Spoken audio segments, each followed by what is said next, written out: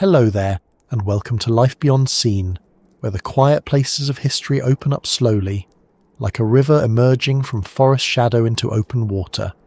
Tonight we are going to follow a river, not a short one, not a gentle one. We are going to follow one of the most powerful rivers on Earth through the heart of a continent that, in the 1870s, was still largely unknown to the outside world. And we're going to follow it in the company of one man, a complicated, driven, sometimes ruthless man who decided to walk into that unknown and not stop walking until he reached the other side of Africa. But before we get to the man, let us spend a moment with the river itself, because the Congo River is not something you can just mention in passing. It deserves to be introduced properly. The Congo is the second largest river on Earth by water discharge. Only the Amazon moves more water. At its mouth, where it finally meets the Atlantic Ocean on the west coast of Africa, the Congo pushes approximately 41,000 cubic meters of water into the sea every single second. To try to picture that for a moment, that is roughly 16 times the volume of Niagara Falls, happening continuously, every second of every day, every year. The river is so powerful that its freshwater plume extends more than 100 kilometers out into the Atlantic, visibly diluting the salt water of the ocean. You can see where the river ends and the sea begins from a satellite image. It is that forceful. The river is about 4,700 kilometers long, which is roughly the distance from New York City to London. It drains a basin of approximately 3.7 million square kilometers, a watershed that covers most of Central Africa. And it does something that no other major river on Earth does quite the same way. It crosses the equator twice. It begins south of the equator, curves north across it, then bends south again before turning west toward the Atlantic. That double crossing is not just a geographical curiosity. It means that somewhere in the Congo basin, it is always raining. The wet seasons on either side of the equator overlap. The river never fully drops. It stays enormous and full and moving, all year, every year. The river also has depth. In places, the Congo is over 220 meters deep, making it the deepest river on Earth by a significant margin.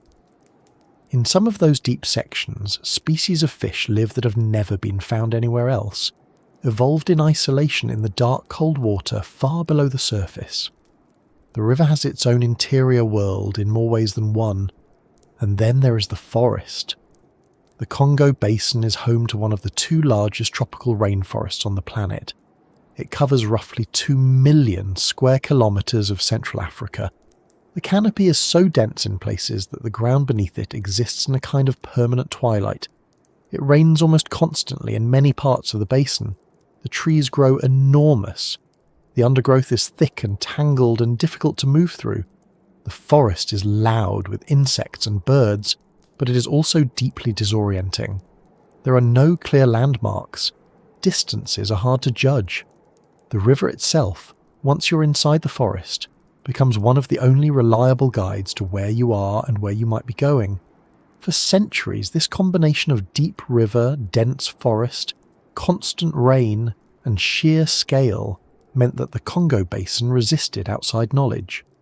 Arab traders had reached the eastern edges. Portuguese sailors had briefly explored the lower Congo near its mouth in the late 1400s. But the interior, the long middle stretch of the river, the great curve of it through the equatorial forest, remained essentially unknown to European geographers well into the 19th century. Maps of Africa from the 1860s and early 1870s show the coastlines in reasonable detail, and some of the major lakes in the east had been identified by then, but the centre of the continent is often simply blank. Or it is filled with guesswork, with dotted lines and question marks and river routes that do not connect to anything real. By 1874, the interior of Africa was, in a very literal sense, one of the last large unmapped regions on Earth. European geographers called it, without much irony, the Dark Continent.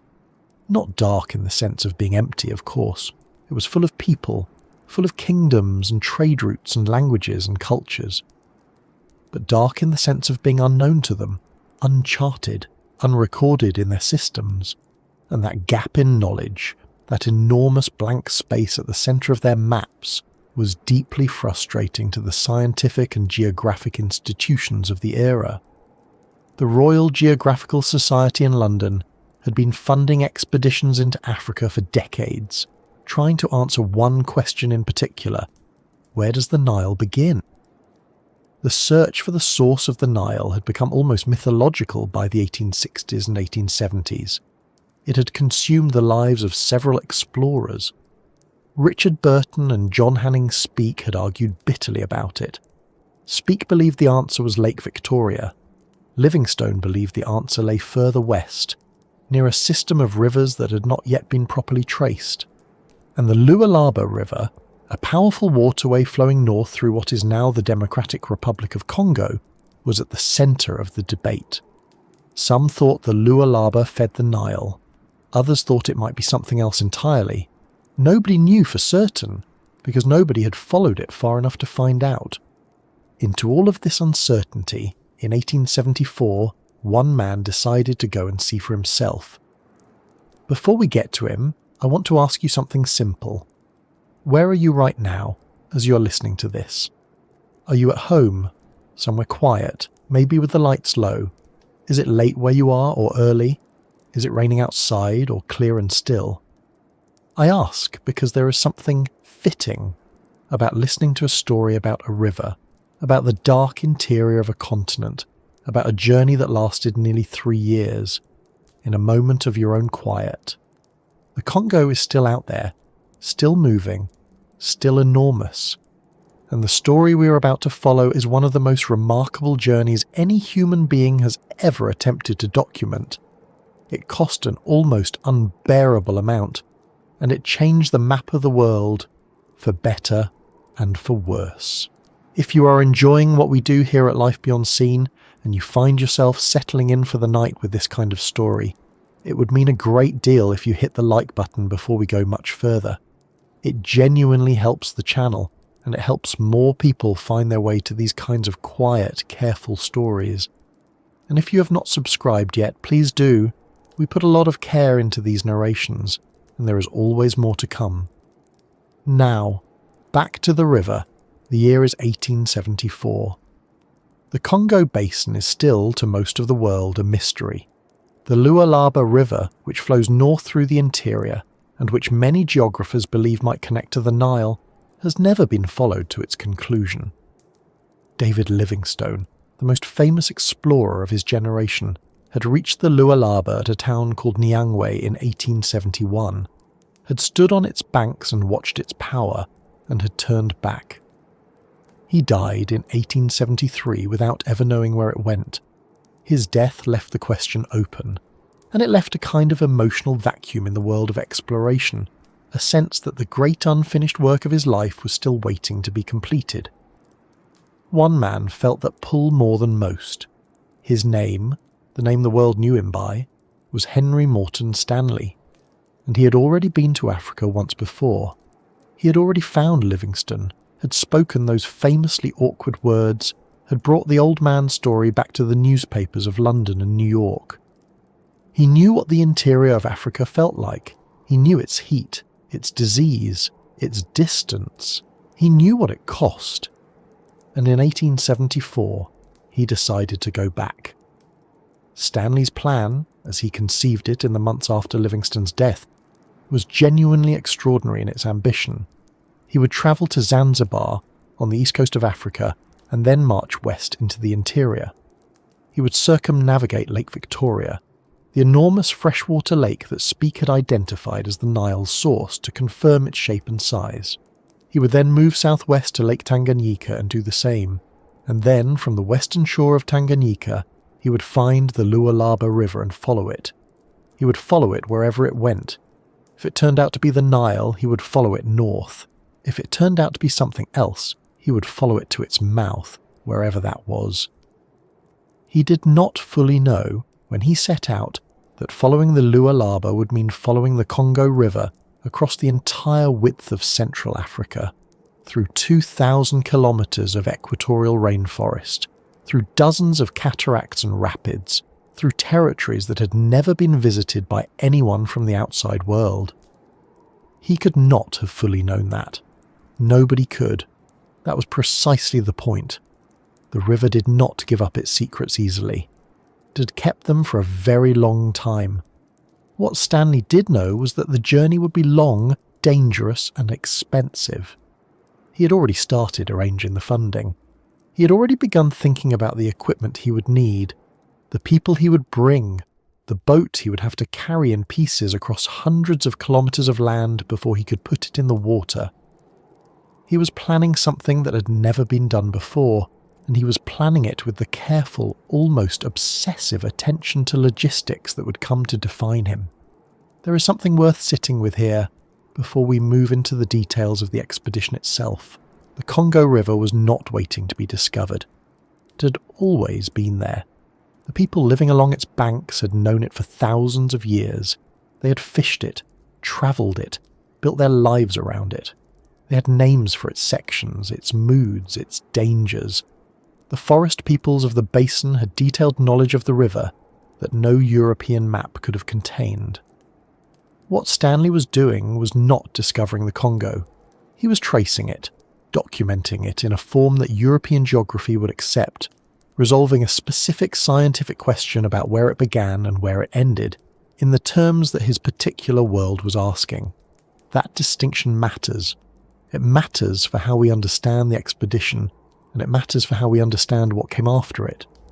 Because the consequences of what Stanley did, the maps he made, the reports he sent back, the book he eventually published, those consequences were enormous. And not all of them were good.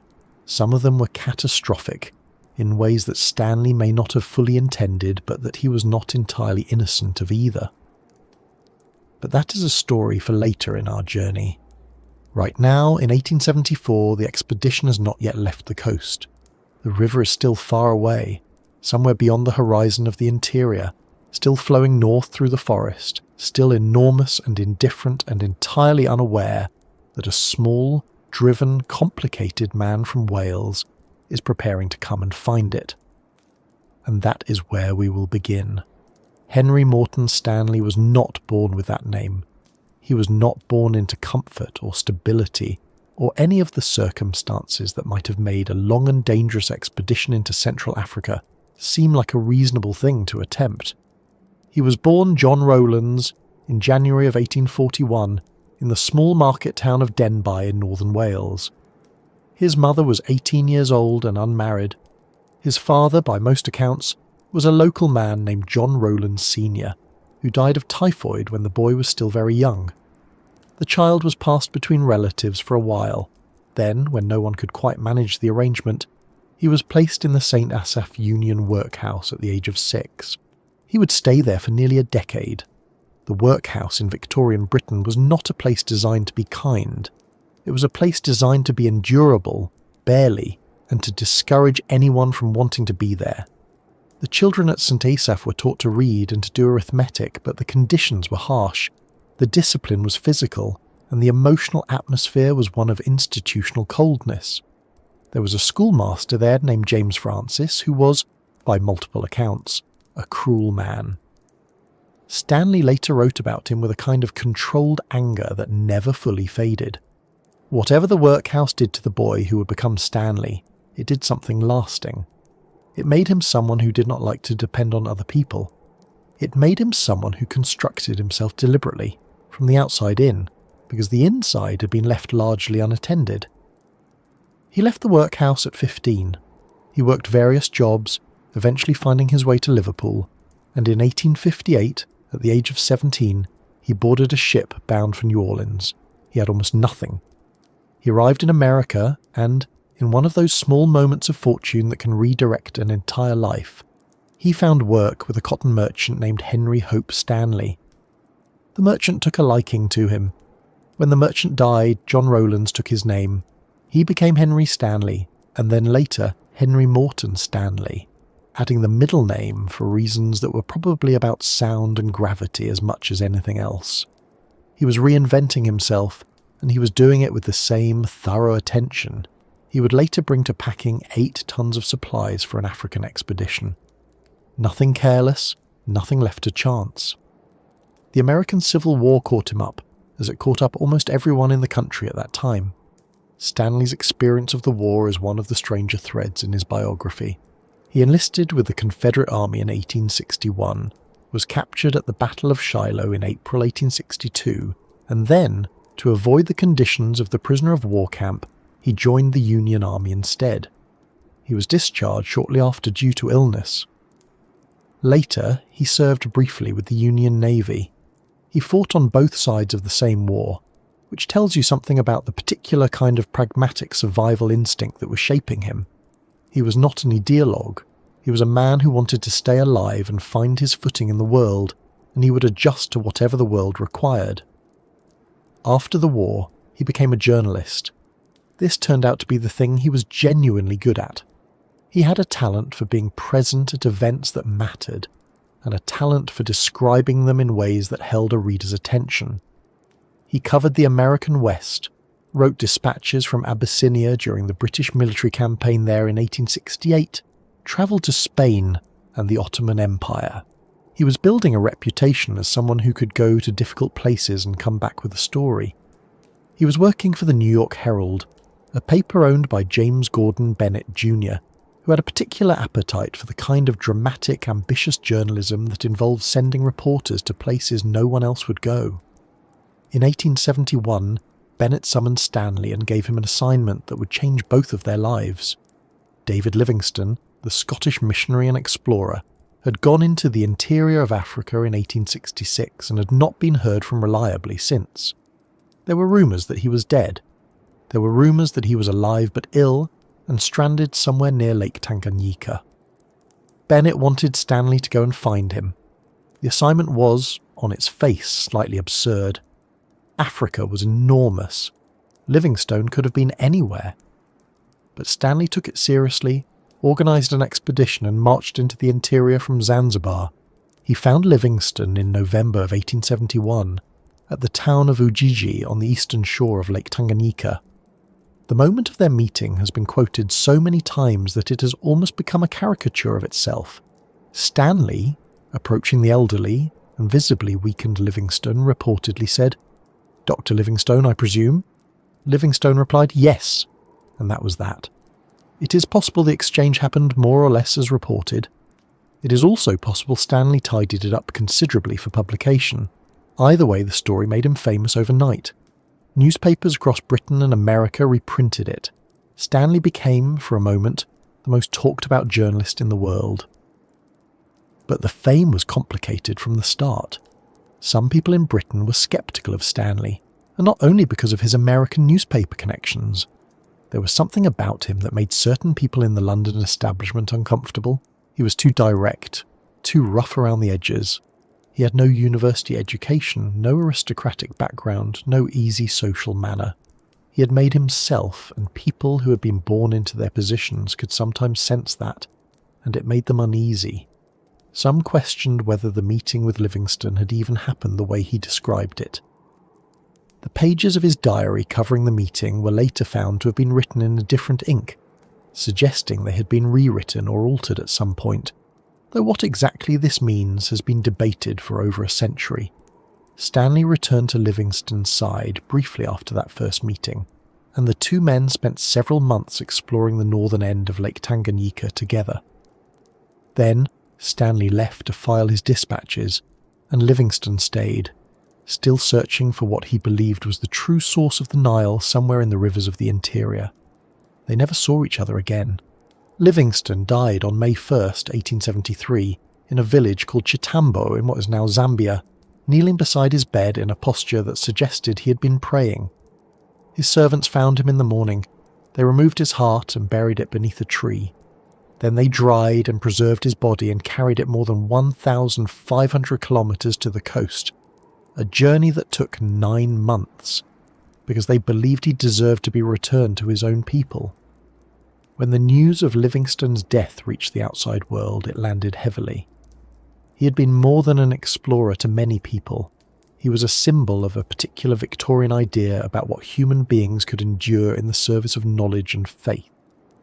His death left the central questions of African geography still unresolved.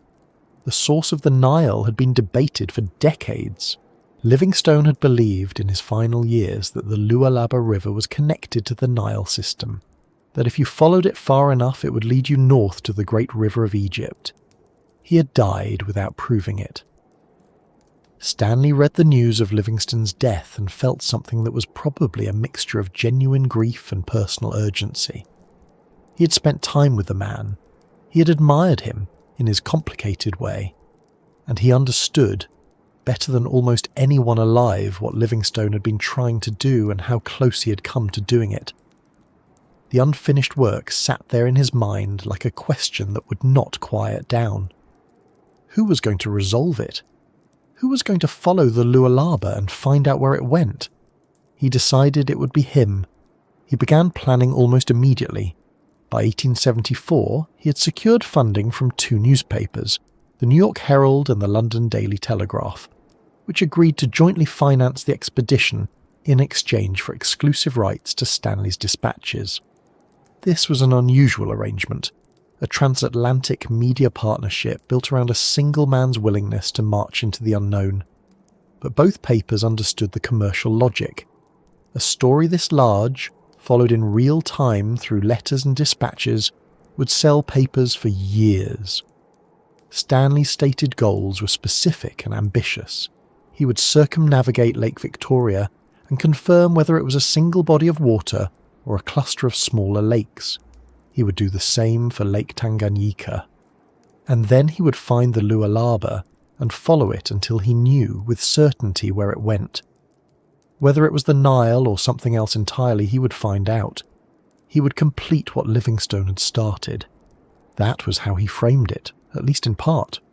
There was genuine scientific purpose behind the plan.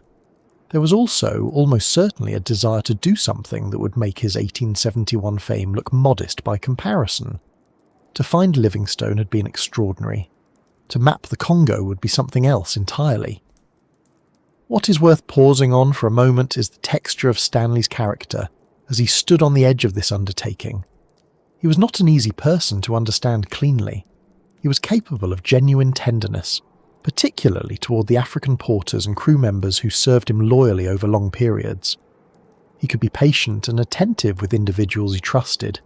He wrote with real feeling about the landscapes he passed through, about the beauty of certain mornings on the lake, about the strangeness and grandeur of the rainforest. He was curious, in the way that people who have educated themselves tend to be curious, with a kind of hungry intensity that never quite settled. But he was also capable of severity that crossed into brutality. He flogged men for desertion. He made decisions that cost lives, including lives that might have been saved with different choices. He was leading an expedition through conditions that would have broken most people, and he responded to that pressure by tightening his grip rather than loosening it. Whether that was necessary, whether it was the only way to keep hundreds of people moving through disease and violence and unknown terrain, is something historians have argued about for a long time without reaching agreement. What is clear is that he was not sentimental about it. He did what he believed the situation required, and he moved on. He was 33 years old when the expedition departed. He had already lived several lives by that point. The workhouse child, the American immigrant, the Civil War soldier who switched sides, the journalist, the man who found Livingstone. Each of those versions of himself had been constructed deliberately, out of necessity and ambition in roughly equal measure. Now he was constructing a new one, the man who would follow the Congo.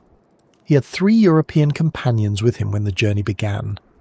Frederick Barker, a young hotel clerk from London, who had answered an advertisement and had very little idea what he was getting himself into, and 2 brothers from Kent, Edward and Francis Pocock, who were fishermen by trade and were selected partly because Stanley believed their experience on the water would be useful. They were practical men, not adventurers. They had probably not imagined when they applied for the position that they were signing up for something that would take nearly 3 years and carry them across the full width of a continent.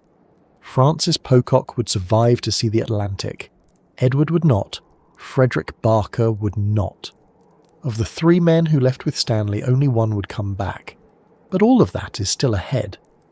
In the final months of 1874, the expedition is still being assembled, still being loaded and organised and counted. Zanzibar is the staging point, a busy island trading hub off the east coast of Africa, the traditional starting place for expeditions heading into the interior.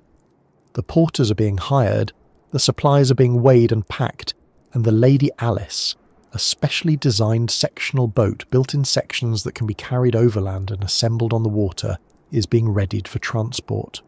She is 40 feet long when assembled, a rowing and sailing boat designed for exactly this kind of work, and she will prove her worth many times over in the months to come. The scale of what Stanley is about to attempt is not yet fully visible to him, or to anyone. The interior of Africa in 1874 is still mostly a matter of guesswork on European maps. There are large blank spaces, labelled with the names of lakes and rivers that explorers have glimpsed but not fully traced. The Congo River in particular exists on those maps as a series of fragments, a mouth on the Atlantic coast, a few sketched tributaries, and then nothing. The great middle of it is simply unknown. No European had ever followed it from the interior to the sea. No one had even confirmed that the Lualaba and the Congo were the same river. That confirmation, and everything it would cost to obtain it, was waiting somewhere in the forest to the west. And in November of 1874, the expedition finally left the coast and began to walk toward it. The departure from Bagamoyo happened on the 12th of November, 1874. Bagamoyo was a coastal town on the Tanzanian mainland, directly across the water from Zanzibar, and it had served for decades as the gateway through which ivory, enslaved people, and expedition columns all moved in and out of the interior. It was a place that understood the business of journeys, and it watched this one leave with the kind of practiced indifference that comes from having seen too many columns march west, and not enough of them march back. The caravan Stanley assembled was enormous by any standard. At the point of departure, roughly 356 people were counted in the column. That number included the 3 European companions, a core group of experienced Zanzibari and coastal African porters and soldiers, a number of women and children attached to various members of the party, and various others who joined at the last moment or were hired along the way. Strung out along the road, the column stretched for well over a mile. Imagine that for a moment. A mile of people, walking single file or in loose clusters, carrying equipment and food and the sectioned planks of the Lady Alice on their heads and shoulders, moving west into a landscape that most of them had never seen, and that Stanley had never seen at all. 8 tons of supplies had been packed for the journey. That figure sounds almost abstract until you try to picture what it actually means in physical terms. 8 tons, divided among hundreds of porters, carried entirely by hand, through terrain that had no roads, through heat and rain and river crossings and dense vegetation. There were bales of cloth for trading. There were brass wire coils also used as currency in the interior. There were boxes of ammunition, because Stanley knew, or suspected, that violence was a possibility he had to prepare for. There were medical supplies, tools, scientific instruments for taking measurements and recording coordinates. There were personal effects for the Europeans, tents, cooking equipment and food stores that would not last nearly as long as the journey would.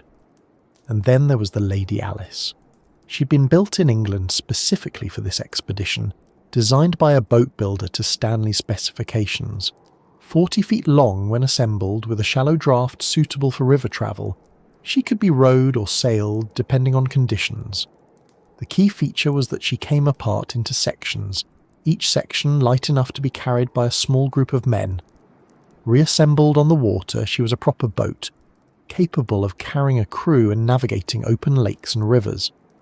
Disassembled on land, she was a logistical puzzle that had to be solved every time the expedition moved overland and then needed water transport again. Over the course of nearly 3 years, she would be assembled and disassembled many times. She would carry Stanley across Lake Victoria, across Lake Tanganyika, and down long stretches of the Congo. She was in many ways the most important piece of equipment the expedition carried, and the men who hauled her sections through the forest deserved a great deal of credit, that history has mostly not given them. The route Stanley had planned was not a straight line west. It was a deliberate arc. He intended to march inland to Lake Victoria first, then circumnavigate it to confirm its shape and size, then southwest to Lake Tanganyika for the same purpose, then further west to find the Lualaba River, the great waterway that Livingstone had reached at Nyangwe and turned back from. From there, Stanley planned to follow the Lualaba wherever it led. He suspected it would lead to the Congo. He could not be certain. Nobody could. That uncertainty was the point. The distance from Bagamoyo to the mouth of the Congo, measured in a straight line, is roughly 3,000 kilometres. But the route Stanley was planning was not a straight line. It was an arc that looped north to Lake Victoria, then south to Tanganyika, then west through forest and river and cataract. The total distance travelled would eventually reach something close to 11,000 kilometres. No one standing on the coast in November of 1874 was thinking about that number. They were thinking about the first few days of walking, about the weight on their shoulders, about the heat. Problems began almost immediately. That is perhaps not surprising given the scale of the undertaking, but it is still worth noting how quickly the difficulties arrived. Within the first weeks, disease began to work through the column. Dysentery, malaria, and various fevers that the expedition's records do not always name precisely. The African coast and its immediate hinterland were not healthy environments for large groups of people moving together, sharing water sources, sleeping in temporary camps.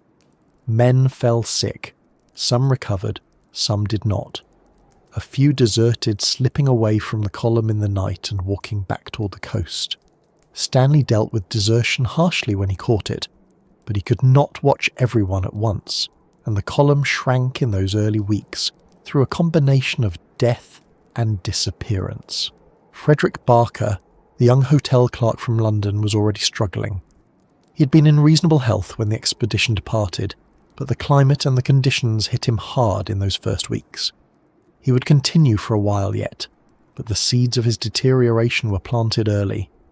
Edward and Francis Pocock were holding up better, being physically tougher men by background, but even they were finding the march difficult in ways that no amount of preparation in England could have readied them for. The landscape itself was not the dramatic scenery of later romantic imagination about Africa. The coastal zone and the early interior were a mix of scrubland, low forest, and cultivated land, villages and gardens and paths worn smooth by generations of foot traffic. It was not empty. It was not wilderness in the sense that Europeans sometimes imagined. It was a populated landscape, full of people with their own trade networks, political structures and histories, and Stanley's column moved through it like something large and foreign, which it was, and the reactions from local communities ranged from cautious welcome to outright hostility depending on where they were and what had happened there before. Some villages traded willingly, exchanging food for cloth or wire. Others had experienced enough of the coastal trade, with its history of violence and enslavement, to want nothing to do with a large armed column passing through. Stanley's response to hostility was not always measured. He was moving on a timeline, or at least he believed he was, and he could not afford to spend days negotiating at every village that blocked his path. This would become a pattern that grew more pronounced as the expedition continued, and it is one of the things that makes Stanley's legacy so genuinely complicated to assess. By the time the caravan reached the shores of Lake Victoria, the losses were already significant. Roughly 1 in 5 of the people who had left Bagamoyo had either died or deserted. That is a staggering attrition rate for a journey that was not yet a quarter of the way complete. The column that arrived at the lake was smaller, thinner, and considerably less confident than the one that had marched away from the coast. But what they found when they got there was worth something. Lake Victoria, in 1874, had been seen by Europeans only in fragments. John Hanning's Speke had reached its southern shore in 1858 and declared it the source of the Nile, but his claim was contested because he had not confirmed the lake's full extent. He had not sailed around it. He had looked at it from one point on its edge and made an inference. Stanley was going to do what Speke had not. He assembled the Lady Alice on the shore and set out to circumnavigate the entire lake. It took him about 2 months. The lake is approximately 68,800 square kilometres, roughly the size of the Republic of Ireland, and Stanley rowed and sailed its perimeter, mapping the coastline, recording depths and distances, and making contact with communities along the shore. Some of those encounters were peaceful, others were not.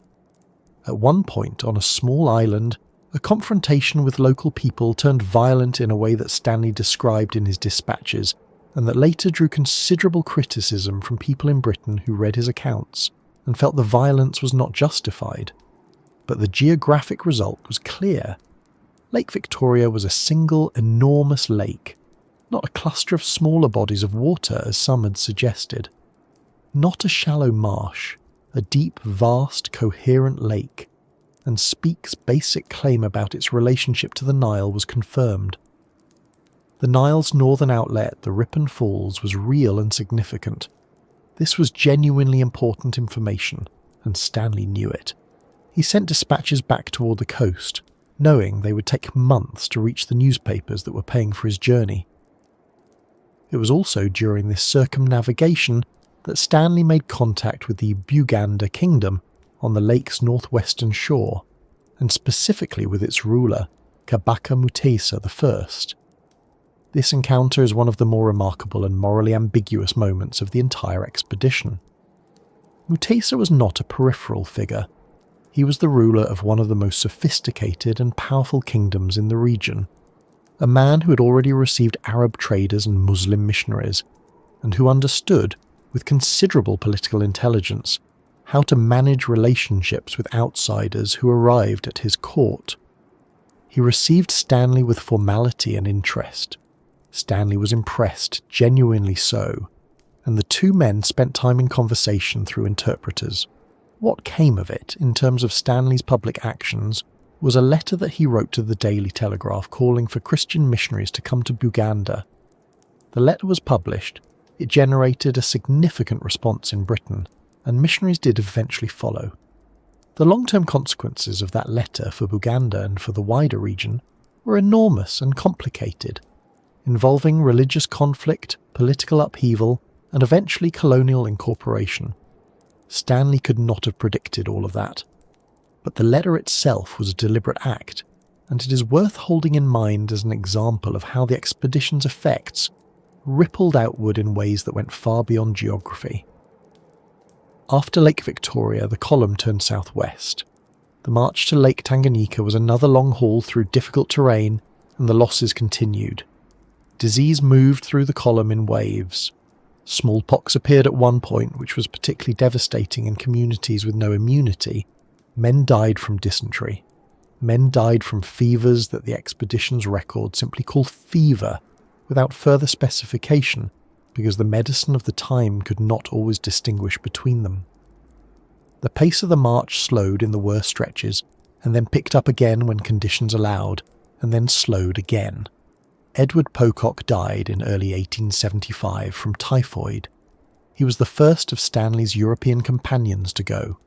He had been sick for a while before the end, which does not make it easier to read about because it means there was time for everyone to know what was coming and to be unable to stop it. Stanley recorded the death in his diary with what reads as genuine grief, though he kept moving. He had no other option, really. Stopping was not going to bring anyone back, and the expedition had its own momentum now, its own logic that demanded continuation regardless of what it cost. Frederick Barker died not long after. The hotel clerk from London, who had answered an advertisement and probably had not imagined anything like this, was gone. Stanley was now the only surviving European in the column. That is a particular kind of loneliness that is hard to fully picture. He was surrounded by hundreds of people, many of whom he had travelled with for months, some of whom he trusted and relied on deeply. But in terms of people who shared his language, his cultural background, his frame of reference for what they were doing and why, he was alone. Francis Pocock was still alive, still moving, still doing his work. But the weight of leadership, of decision-making, of being the person responsible for all of it, rested entirely on Stanley now.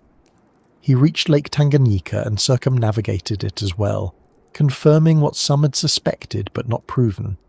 The lake did not drain northward into the Nile. Its outlet flowed west into the Congo system. This was another piece of the puzzle, another piece of evidence pointing toward the same conclusion that was forming slowly in Stanley's mind.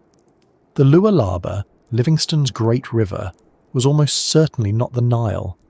It was something else. Something that drained west, not north. Something that eventually became the river whose mouth the Portuguese had known for centuries on the Atlantic coast. But to confirm that, he had to get there. He had to find the Lualaba and follow it. And the Lualaba was still hundreds of kilometers to the west, through country that no one in his column had been to, through territory that the Arab traders who knew the region described in terms that were not encouraging. Dense forest, hostile people, unknown cataracts, distance that no one could measure with confidence. Stanley pressed on anyway. That is the simple fact of it. Whatever his faults, whatever the cost being paid around him, he did not stop. The column moved west, smaller now than it had been, thinner and harder, and carrying its losses like weight distributed across every person still walking. Somewhere ahead, still invisible and still unknown, the Lualaba was waiting. And beyond the Lualaba, the forest.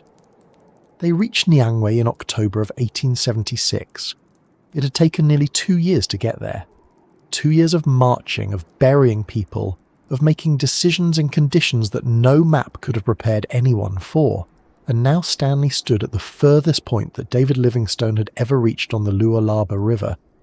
Livingstone had stood here in 1871, had looked at this wide, powerful river flowing north, and had believed, with the particular intensity of a man who had given his life to a single question, that he was looking at the Upper Nile.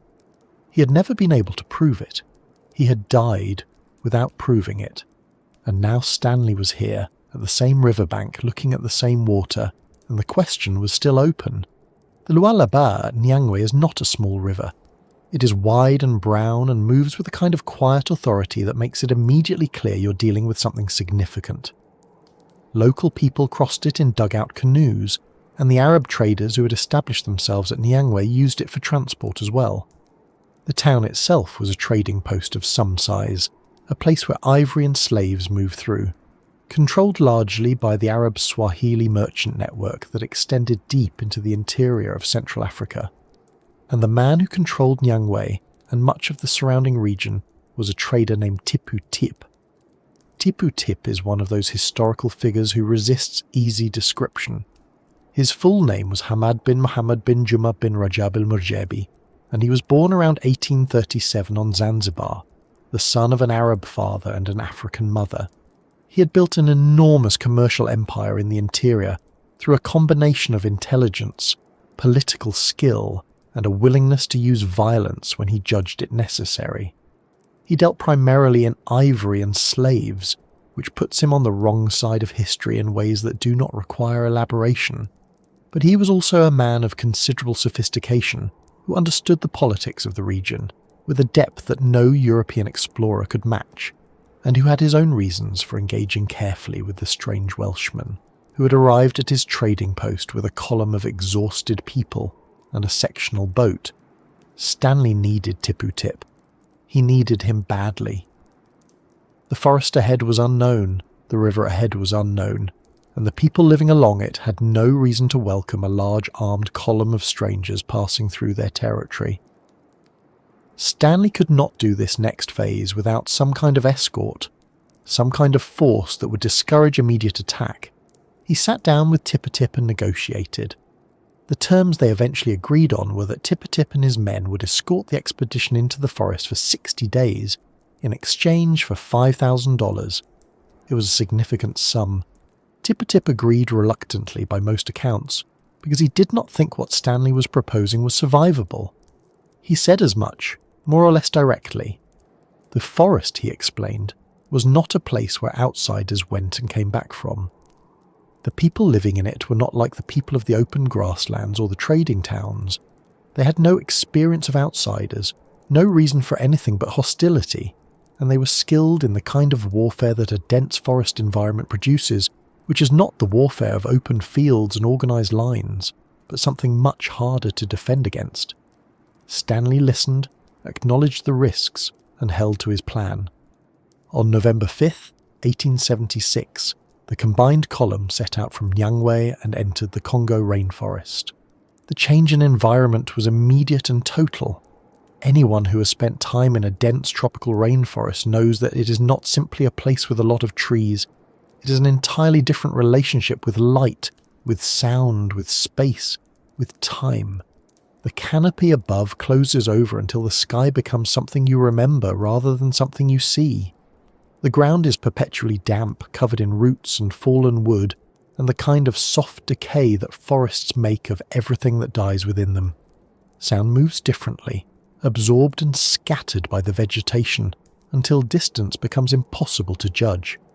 The caravan, which had moved in long, open lines across the grasslands east of the lakes, now had to compress itself into narrower paths, moving through a green dimness that the equatorial sun overhead could barely penetrate. The Congo rainforest at that time covered approximately 2 million square kilometres. It was, and still is, the second largest tropical rainforest on Earth, after the Amazon. In 1876 it was essentially unmapped. The Arab traders knew its edges, knew certain river routes, knew the locations of some of the peoples living within it. But the deep interior, the long middle stretches of the river, the territories through which Stanley was now proposing to travel, were not known to anyone outside the people who lived there. The forest had its own internal geography, its own logic of river and ridge and flood plain, and the only way to learn it was to move through it slowly and carefully and pay attention to everything. The attacks began almost immediately. The peoples of the forest had developed over generations a well-founded suspicion of outsiders. The Arab slave trade had reached into the forest's edges, and the experience of that contact had not given forest communities any reason to assume that strangers arrived with good intentions.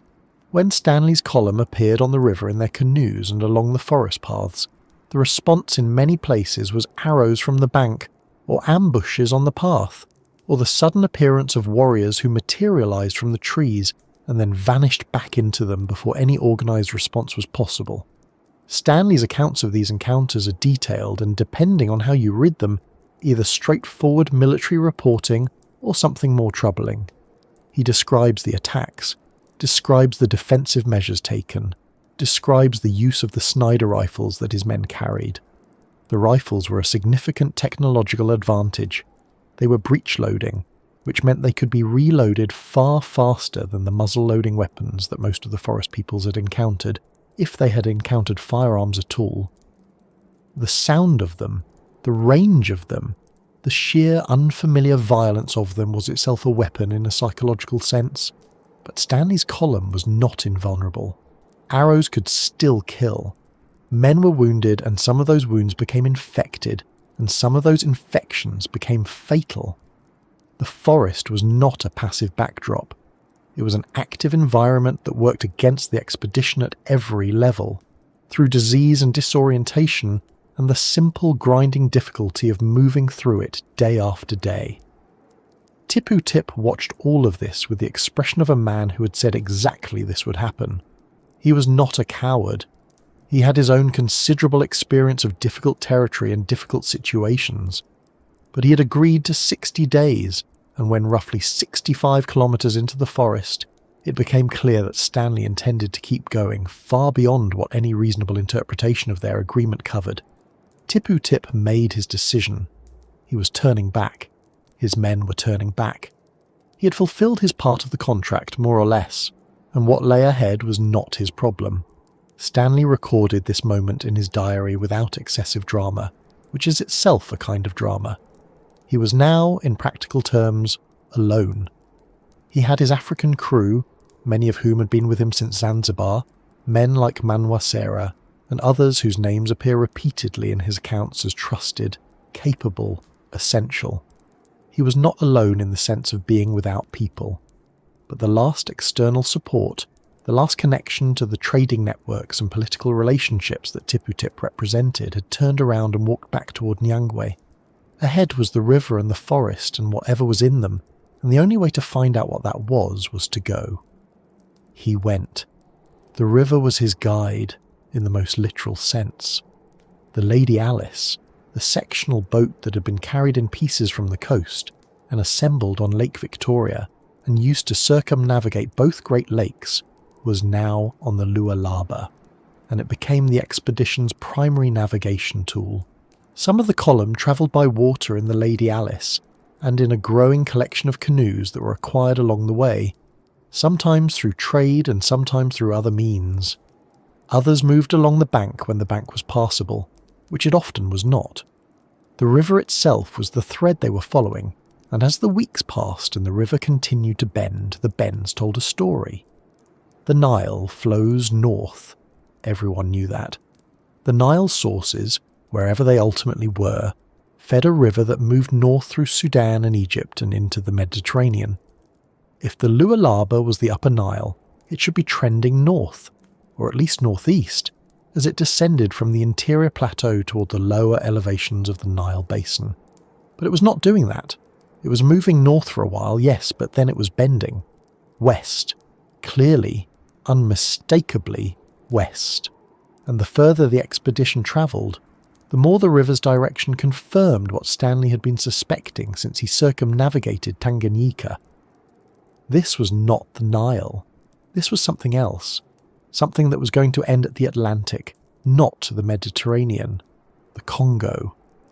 He could not be certain yet. The river was enormous and he was still far from the coast. But the direction was telling him something, and the scale of the water was telling him something, and the character of the country around him was telling him something.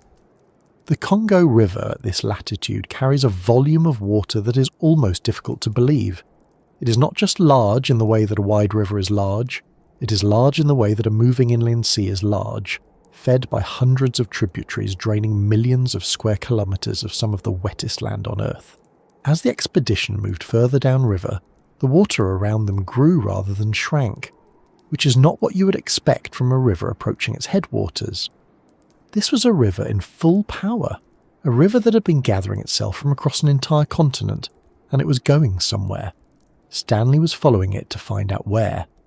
The days blurred together in the way that hard travel does. There were attacks, and there were stretches of quiet. There were nights camped on river islands, which Stanley preferred because they were easier to defend than the bank.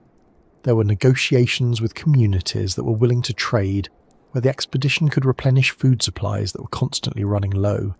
There were stretches where the forest pressed so close to the water that there was no bank to camp on at all, and the column spent the night in the boats or on improvised platforms cut from the vegetation. Men got sick, men recovered, men did not recover. Men. The column was smaller every week, not dramatically, not all at once, but steadily, the way water wears stone. Francis Pocock was still alive. He had been with Stanley since the beginning, since Zanzibar, since the long march to Lake Victoria. He was young, 23 years old when the expedition departed, a fisherman's son from Upchurch in Kent, who had never been to Africa before, and who had, by all accounts, a temperament that was genuinely suited to this kind of work. He was practical and calm and reliable, and Stanley valued him in a way that comes through clearly in the diary entries and letters from this period. Pocock was the last European, the last person who shared Stanley's language in the full sense, and the bond between them in this phase of the journey was close in the way that shared extremity makes people close, but they were not through the worst of it yet. The river ahead was not going to become easier. It was going to become something else entirely, something that the expedition had no real way to prepare for because no one who had survived it had ever come back to describe it in detail. The Congo River does not descend smoothly from the interior plateau to the coast. It descends in steps, enormous, violent steps, where the water compresses into channels between rock walls and drops and churns and roars with a force that makes the river feel less like water and more like something geological. The cataracts were coming, and the cataracts were going to change everything about what the expedition meant, what it cost, and who would survive it. For now, though, the column was still moving. The river was still bending west. The forest was still pressing in on all sides, green and indifferent and enormous. And somewhere ahead, still beyond the horizon, the river was gathering itself for what came next. But before the cataracts, there was still the matter of getting to them, and the ground between where the expedition stood in the deep forest and where the river would begin its violent descent was not empty ground. It was filled with everything that makes the Congo Basin what it is: rain, disease, distance, and the slow accumulation of loss that no amount of preparation or determination can fully prevent. The march to Lake Tanganyika, which had come before Nyangwe, before the forest, before the moment Tipper-Tip turned back, had already taken more from the expedition than Stanley's original plans had accounted for. The route southwest from the Lake Victoria region was brutal in the particular way that Central African terrain in the mid-1870s was brutal, not dramatic, not a single catastrophic obstacle, but relentless. Smallpox moved through the caravan in waves. Dysentery was a constant presence. Men who had been healthy at the start of a week's march were dead by the end of it, and there was little that could be done beyond burying them and continuing. Stanley recorded these deaths in his journals with a precision that reads, at this distance, as both clinical and quietly devastated. He was not an unfeeling man, whatever his reputation would later suggest. He was a man who had learned, probably in the workhouse and certainly in the Civil War, that survival required a certain compartmentalization, a way of holding grief at arm's length while there was still work to do. The work was always still to do. Tanganyika itself, when they finally reached it, was a revelation of a particular kind. The lake is extraordinary, roughly 670 kilometers long, and in places nearly 70 kilometers wide, occupying a deep rift valley that makes it one of the deepest lakes on Earth, dropping to nearly 1,500 meters in places. It is old water, ancient water, the kind of lake that has been sitting in its basin long enough to evolve species found nowhere else on the planet. Stanley had actually visited Tanganyika before, briefly, during the 1871 Livingstone expedition, when he and Livingstone had paddled its northern end together and confirmed that it did not drain northward into the Nile. But that earlier visit had been partial, incomplete. This time, Stanley circumnavigated the lake fully, as he had done with Victoria, mapping its shores and confirming its dimensions with enough precision to settle the geographic question definitively. Lake Tanganyika was not connected to the Nile system. Its outlet, the Lukuga River, drained westward toward the Congo Basin. This was another piece of the puzzle clicking into place, another answer that eliminated one possibility and pointed toward another. The circumnavigation took time, and time was something the expedition was spending at a rate that could not be entirely controlled. Every additional week in the field was another week of food consumption, another week of exposure to disease, another week of the slow attrition that was reducing the column's numbers, and it was during this period, in the early months of 1875, that the expedition suffered one of its most significant losses. Edward Pocock, the elder of the two brothers from Kent, died of typhoid fever. He had been ill for some time before the end, and Stanley had done what he could, which in the medical circumstances of a mid-19th century African expedition was not very much. Typhoid, untreated or treated with the limited remedies available, is a slow and miserable illness, and Edward Pocock's death was not quick. He was buried near the lake, in ground that Stanley recorded in his journal, but that has long since returned to being simply ground, unmarked, indistinguishable from everything around it. Frederick Barker died not long after. Barker had been a hotel clerk before the expedition. Stanley had recruited him somewhat on impulse, and Barker had come along with the kind of enthusiasm that sometimes carries a person into situations their experience has not prepared them for. He was not a trained explorer or a soldier or a naturalist. He was a young Englishman who had wanted an adventure and had found one that exceeded everything he could have imagined. The exact cause of his death is recorded as fever, which in the context of the time and place could mean any number of things. He was gone, and with his death, Stanley was the only surviving European in the expedition, That fact is worth sitting with for a moment, because it changed something about the nature of what Stanley was doing. He had started this journey with 3 European companions, men who shared his language and his cultural reference points, and his general understanding of what the expedition was trying to accomplish. They were not equals in authority, Stanley was always unambiguously in command, but they were peers in some meaningful sense. Now there were none. The expedition was Stanley and several hundred African men, porters and soldiers and paddlers and guides, people whose languages Stanley spoke with varying degrees of competence, whose individual stories and fears and motivations he understood imperfectly at best. He was responsible for all of them. He was also, in a very real sense, alone among them. The psychological dimension of this is something that Stanley himself wrote about, though not with the kind of introspective detail that a modern writer might use. His journals from this period are more functional than emotional. Distances travelled, supplies consumed, encounters with local peoples, weather conditions, the state of the Lady Alice. But between the functional entries, there are moments where something else comes through. A reference to the silence of the evenings, a note about how he read and reread the books he had brought with him until the pages were soft from handling. A mention of Francis Pocock in terms that make clear how much Stanley depended on his company. Not just his practical help, but his presence. The simple fact of another person who had been there from the beginning, and who understood, without needing to be told, what all of this had cost. Francis was still there. That mattered enormously. The question of the Lualaba River had been building since long before the expedition reached it. David Livingstone had spent his final years obsessed with it. He had reached Nyangwe, the Arab trading town on the Lualaba's bank, in 1871, and he had stood on that bank and watched the river flow north, and believed, with the kind of certainty that sometimes overtakes great men when they want something to be true, that he was looking at the Upper Congo. No, he had believed he was looking at the Upper Nile, the Nile's ultimate source, the answer to one of geography's longest-standing questions flowing right in front of him. He had wanted to follow it, and had been unable to. He had seen a massacre at Nyangwe, Arab slavers killing hundreds of people in the market, and the horror of it had broken something in him. He retreated. He died in 1873 without ever resolving the question. Stanley had a different view.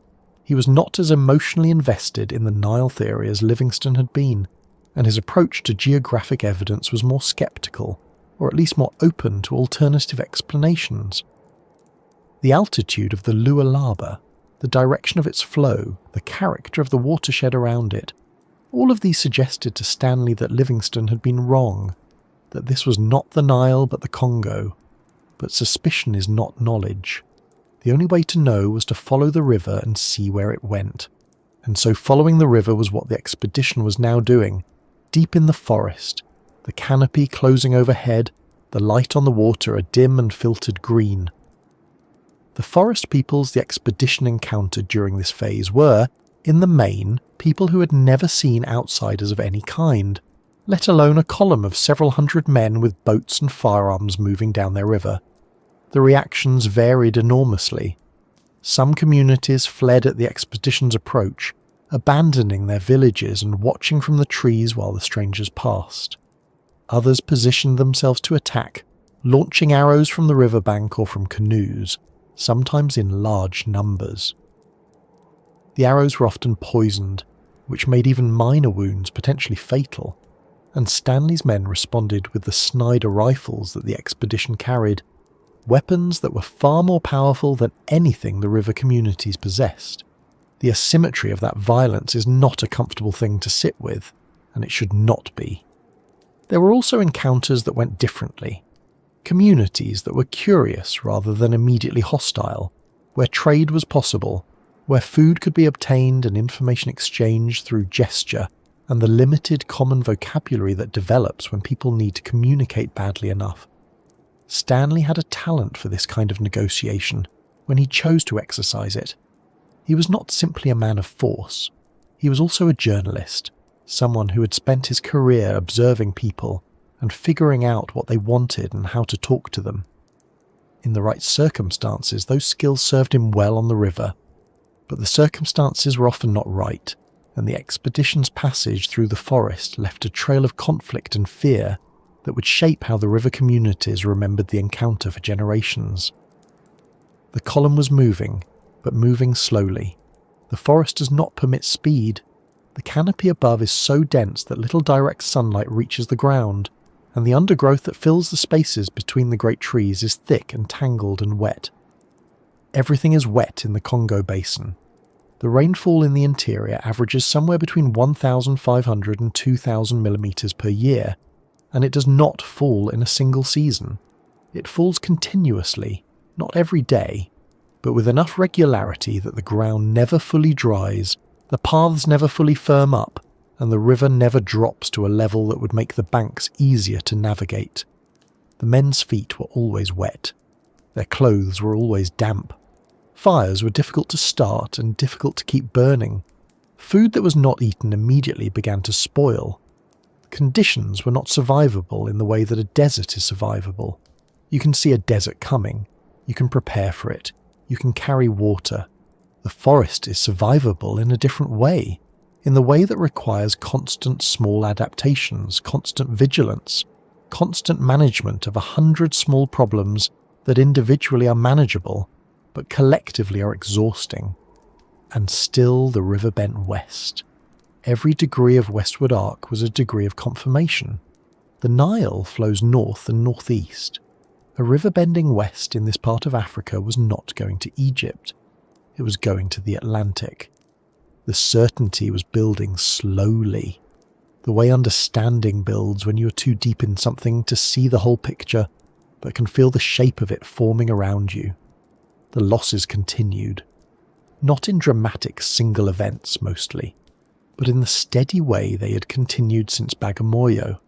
A man who had been ill for days and did not recover. A man who drowned crossing a tributary. A man who simply was not there one morning. Whether dead or deserted, it was sometimes impossible to know.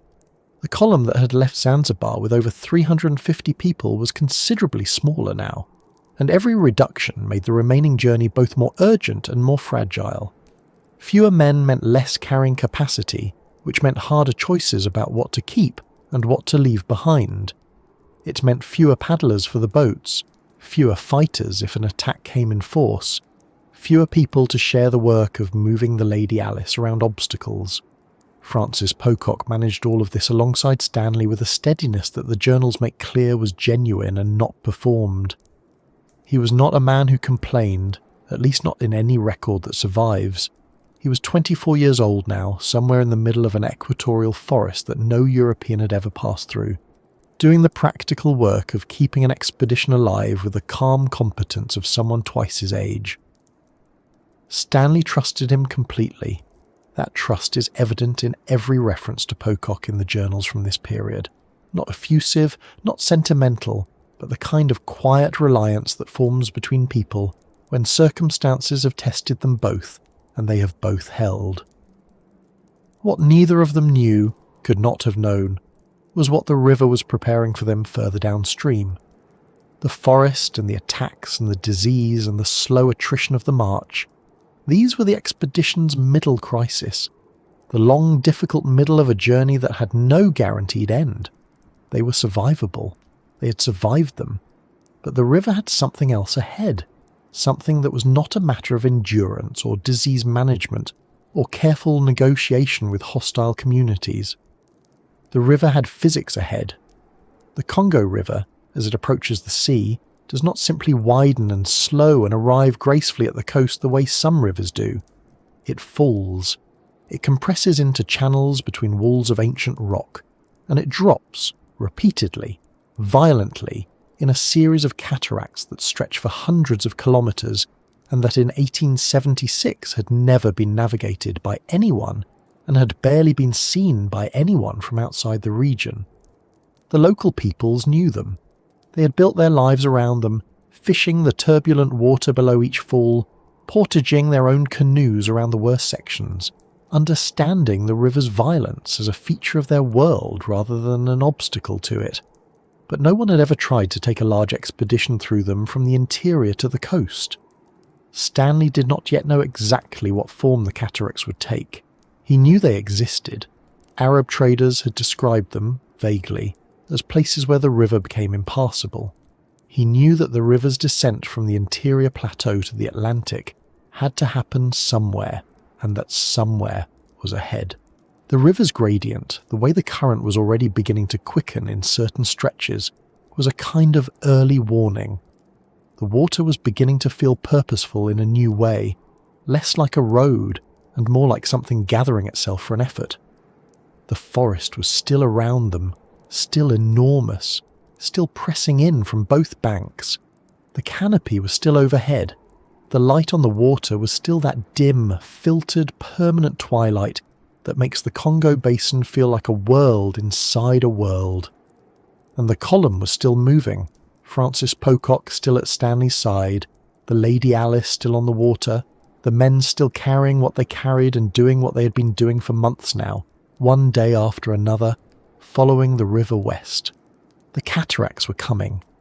The river was telling them so, quietly, in the language of current and gradient and the particular sound that fast water makes when it is moving towards something it cannot avoid. But before the cataracts there was Nyangwe. It is worth pausing on that name for a moment, because Nyangwe is one of those places in the history of exploration that carries a particular kind of weight.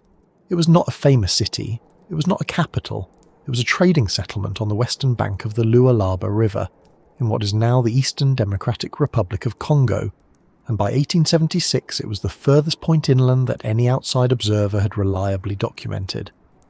David Livingstone had reached it in 1871, had stood on its riverbank and looked at the Lualaba flowing north and wide and powerful, and had not been able to go further. He had tried.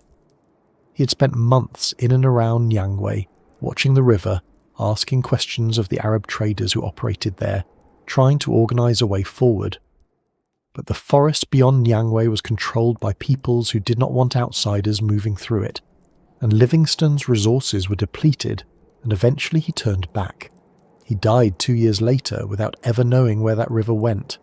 Stanley had known from the moment he committed to this expedition that Nyangwe was where the real question began. Everything before it, the circumnavigation of Victoria, the crossing to Tanganyika, the long march west, was preparation and confirmation, important work, genuinely valuable geographic work, but it was all leading to this single point on the Lualaba's bank where the known world ended and the unknown began. He arrived there in October 1876. The expedition had been travelling for nearly 2 years by this point, and the men who reached Nyangwe with Stanley were not the same men who had left Bagamoyo. They were harder, thinner, more experienced in the specific ways that long, difficult travel makes people experienced, and they were fewer. The settlement itself was larger than Stanley had perhaps expected. Nyangwe was a significant trading hub, connected to the Arab and Swahili trading networks that extended east to the coast, and its market was active and well supplied by the standards of the interior. There were goods here that would have been difficult to find anywhere else for hundreds of kilometres in any direction. There were people from many different places drawn by trade, and at the centre of it all, controlling the commerce and the access routes, and much of the practical power of the region, was a man named Tipu Tip. Tipu Tip is one of the more remarkable figures in the entire history of this period, and he tends to get treated as a secondary character in Stanley's story when really he deserves a much longer examination on his own terms. His full name was Hamad bin Mohammed bin Juma bin Rajab el-Murjabi, and he was a Zanzibari Arab-African trader of enormous influence, wealth and organisational ability. He had built a commercial empire in the eastern Congo Basin through a combination of ivory trading, slave trading, and political alliance with local chiefs, and by 1876 he effectively controlled access to vast stretches of territory that no European power had any presence in whatsoever. He was not a simple villain, though the slave trade he participated in was genuinely horrific. He was a sophisticated operator who understood his region better than almost anyone alive, who spoke multiple languages, who had navigated decades of complex relationships between dozens of different peoples and powers, and who had survived and prospered where many others had not. Stanley, to his credit, understood immediately that Tipper-Tip was not someone to underestimate or antagonize carelessly. He needed him. The negotiation between them took several days. Stanley wanted Tipu-Tip to escort the expedition into the forest beyond Nyangwe. Not all the way to the coast, not even particularly far, but far enough to get the expedition through the most dangerous initial stretch, where the peoples of the forest were most hostile to outsiders, and where Stanley's column, without local knowledge or local credibility, was most vulnerable. Tipu-Tip's caravans moved through this territory regularly, and his name carried enough weight that his presence would provide a degree of protection that Stanley simply could not generate on his own. The price Tipper-Tip eventually agreed to was $5,000, paid for 60 days of escort into the forest. It was an enormous sum. Stanley agreed to it. He had no real alternative, and he knew it. Tipu-Tip, for his part, agreed reluctantly. The accounts suggest he thought the whole enterprise was somewhere between foolish and suicidal. He had been into that forest. He knew what it was. He knew that the peoples beyond the first few days' march had no relationship with his trading networks, and would not be impressed by his name or his reputation. He knew that the river, wherever it went, passed through territory that was genuinely dangerous in ways that were not simply a matter of careful management. He agreed to the escort because $5,000 was $5,000, and because Stanley was persistent in a way that was apparently difficult to simply turn away from. But he made clear that 60 days was 60 days, and that when the time was up he would be returning to Nyangwe regardless of where they were or what lay ahead. The expedition left Nyangwe on November the 5th, 1876. Stanley recorded the date carefully. He understood, even in the moment, that this was a threshold. Everything that had happened before was a journey toward this point. What came after was the point itself, the actual unknown, the question Livingstone had died without answering, the river that flowed north and then, somewhere out there in the forest, bent in a direction that would tell them everything. The Lualaba at Nyangwe is wide. Genuinely wide, several hundred meters across in places, moving with a steady, deep, unhurried power that is somehow more unsettling than fast water would be. Fast water announces itself, makes noise, gives you something to react to. The Lualaba at this point moves with the confidence of something that has been moving for a very long time, and intends to keep moving regardless of anything that happens on its banks. Standing on that bank and looking at it, you would understand why Livingstone had been drawn to it, why the question of where it went had occupied him so completely. It is the kind of river that demands an answer. It is too large, too purposeful, to simply be left unexplained. The forest beyond Nyangwe closed around the expedition almost immediately. This was not the open woodland of the Eastern Plateau, or the managed landscape around Lake Victoria. This was the Congo Basin rainforest in its full, unmediated density. Trees that rose 30, 40, sometimes 50 meters before branching. Their canopy so complete that the light reaching the ground was more like permanent shade than actual daylight. The understory was thick with vegetation, adapted to low light, ferns and mosses and climbing plants that covered every surface, and the ground itself was soft and dark and wet. The accumulated leaf litter of centuries compressed into something that was less like soil and more like a living mat. Sound travelled strangely in there.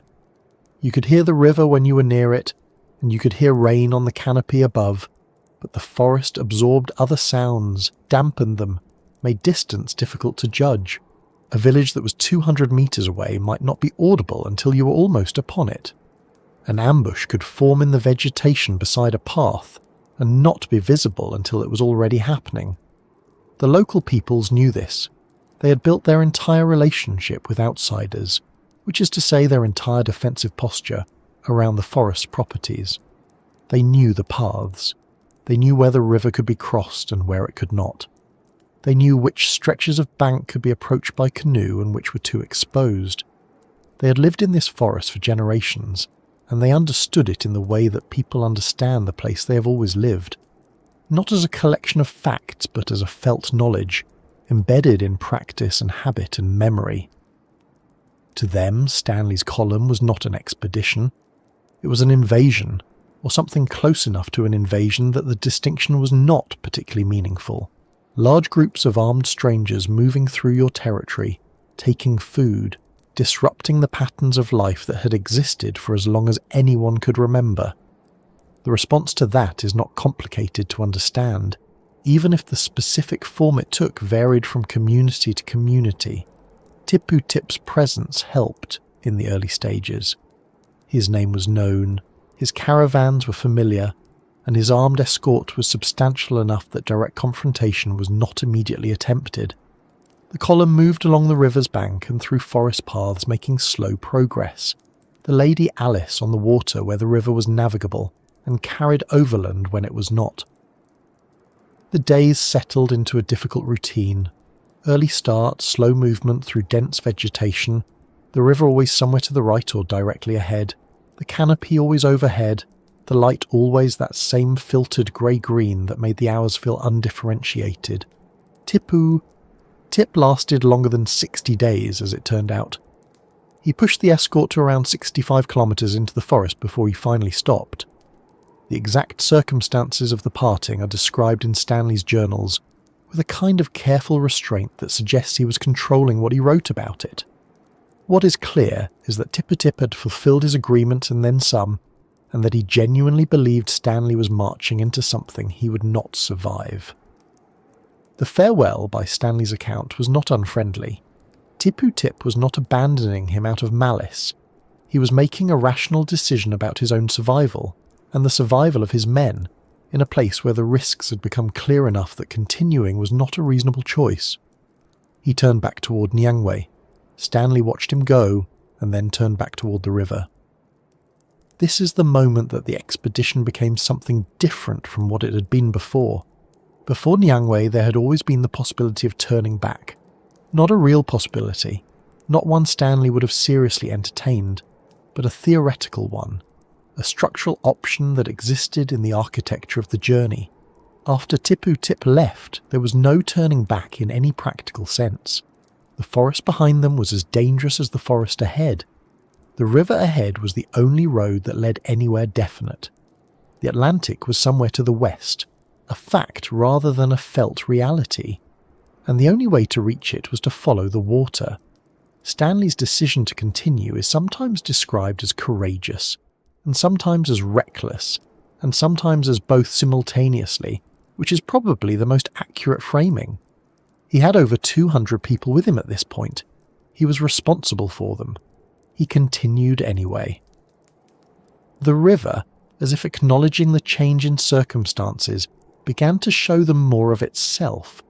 The bends were coming more frequently now, and each bend that curved west rather than north was another data point in the argument that was building in Stanley's mind. He had begun to believe, with increasing confidence, that the Lualaba and the Congo were the same river, that this enormous waterway flowing through the centre of the continent was not heading toward the Nile Delta and the Mediterranean, but toward the Atlantic coast and the sea. The math of it was becoming undeniable. A river flowing north from this latitude would have to bend dramatically east to reach the Nile system, and there was no indication of any such bend. The river was going west. It was always going west.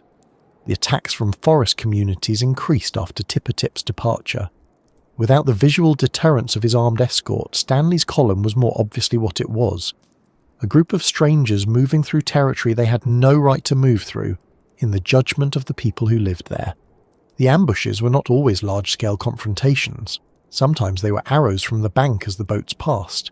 Sometimes they were a sudden rush from the forest onto a path. The Snyder rifles that the expedition carried were a significant tactical advantage, but they were not a guarantee of safety, and every engagement cost something. Ammunition, time, sometimes men, always energy and attention that was already in short supply. What the river was costing them, in all these ways, was accumulating. The ledger of the expedition was not only geographic, it was human, and the human cost was rising with every kilometre. The men who paddled the canoes and carried the Lady Alice and managed the camp each night were doing it in conditions that would have broken most people within a week. and they had been doing it for months. Their endurance was not something Stanley invented or exaggerated in his journals. It was real, and it was remarkable, and it was also the product of a situation in which they had very few alternatives. They were as committed to the river as Stanley was, not by choice in the same way he had chosen, but by the logic of where they were, and what they were carrying, and how far they had already come. The river bent west. The forest held.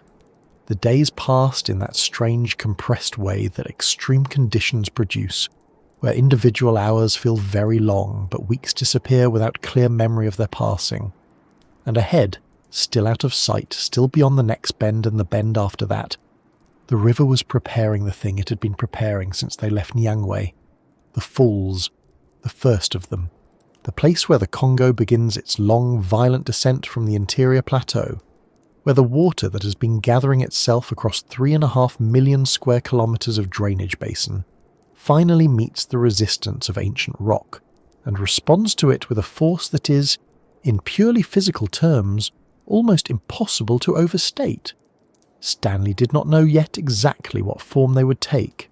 He knew they were there. The current was telling him, in that same quiet language it had been speaking for weeks, that something ahead was different. The water was beginning to move with a new kind of intention. The sound of the river was changing, and the men in the canoes who understood water in ways that Stanley did not were listening to it. The Congo rainforest in 1876 was not simply a forest in the way that word usually lands when you hear it. It was something older than that category, something that predated the idea of a forest as a thing humans move through and emerge from on the other side. At roughly 2 million square kilometres, the Congo Basin rainforest is one of the largest on Earth, second only to the Amazon, and in terms of its density and the completeness of its canopy, some ecologists would argue it has no real comparison anywhere. The canopy above the forest floor is so continuous, so layered and interlocking, that sunlight reaches the ground in a kind of permanent half-twilight. Not darkness exactly, more like the light inside a very large building on an overcast day, enough to see by, not enough to feel warm from. The men in Stanley's column had been walking under that canopy for weeks by now, and the effect of it on human psychology is something that is easy to underestimate if you have never experienced it. The sky disappears. The horizon disappears. Your world shrinks to the trees immediately around you, the path immediately ahead, the sound of the river somewhere nearby, and the sounds of the forest itself, which are constant and often unidentifiable and occasionally very close. Rain came every day, not always at the same time, not always for the same duration, but reliably, with a tropical consistency that meant the ground was almost never fully dry and the men were almost never fully dry. The forest floor held water in a way that is hard to describe without having stood in it. The soil beneath the leaf litter was saturated, and every step sank slightly, and the effort of moving through it over a full day's march was exhausting in a way that went beyond the physical. The humidity was such that sweat provided no cooling effect. The air was already as wet as the skin. The body's system for managing heat simply had less to work with, and the result was a low-grade physical suffering that was always present, always adding to whatever else the day required. The caravan moved in a long column, as it always had, but the forest changed the character of that column. On open ground there had been some sense of the group as a whole. You could see ahead and behind, gauge the pace, feel the collective momentum of several hundred people moving together. In the forest, the column became a series of small groups, each group aware only of the people immediately in front and behind them, the larger shape of the expedition invisible, the sound of voices ahead or behind the only evidence that the line was still intact. This fragmentation was not just logistical, it was psychological. It made the forest feel larger than it was, if that is even possible. It made each person feel more alone in it. The attacks came from the riverbanks and from the forest paths with a frequency that Stanley's journals record in a way that is almost numbing to read. Not because he was careless about them, but because there were so many that they became a kind of background condition of the march. The forest peoples who attacked the expedition were not acting irrationally. They were responding to the arrival of a large armed column of strangers in their territory, strangers who carried weapons unlike anything they had seen, who were moving through land that was not theirs to move through, who could not communicate and did not ask permission, and could not explain themselves in any language that was mutually understood. The fear was real on both sides. The misunderstanding was complete on both sides. The violence that resulted from that collision was not a mystery. Some of the people Stanley encountered in this stretch of the forest have been identified by historians as the Wagenya and related river communities, groups who had developed sophisticated relationships with the Congo River over generations, who fished its waters with elaborate trap systems suspended from wooden frames above the cataracts, who knew the river's moods and rhythms in ways that a person passing through in a boat could not begin to learn. They had no frame of reference for what Stanley's column was. The boats were unfamiliar. The firearms were terrifying and inexplicable. The size of the group was alarming, and the column kept coming, day after day, not stopping, not leaving, just continuing west along the river that was theirs. The arrows that came from the banks were sometimes accompanied by shouting, which Stanley's interpreters could occasionally partially translate, and which conveyed, in most cases, some version of the same message: "Go away, you do not belong here, we will not let you pass." Stanley's response, almost invariably, was to continue. He had no real alternative, or at least no alternative that he was willing to take. Turning back was not a viable option. Waiting was not a viable option. Negotiating from a position of mutual language was essentially impossible. The Snyder rifles were used, and they were effective in the immediate tactical sense, and the human cost of those engagements was real, and was paid by people who were, from their own perspective, simply defending their home. This is one of those parts of the story where the facts are clear and the moral weight of them is also clear, and there is no comfortable resolution available. It happened the way it happened, and the people who paid the price for it were not the ones who had chosen to be there. After Tipu Tip's departure, the psychological atmosphere of the expedition shifted in a way that Stanley's journals capture imperfectly, but noticeably. There is a quality to his writing from this period that is harder to read, not less detailed, but somehow more compressed, as if he was managing what he allowed himself to feel by managing what he allowed himself to write. He recorded deaths, ambushes, distances, compass bearings, the behaviour of the river, the names he was giving to geographic features. He recorded very little about his own interior state, which is itself a kind of record. The things a person stops writing about in a private journal are sometimes more revealing than the things they continue to write about. The men around him were carrying something similar, in their own ways.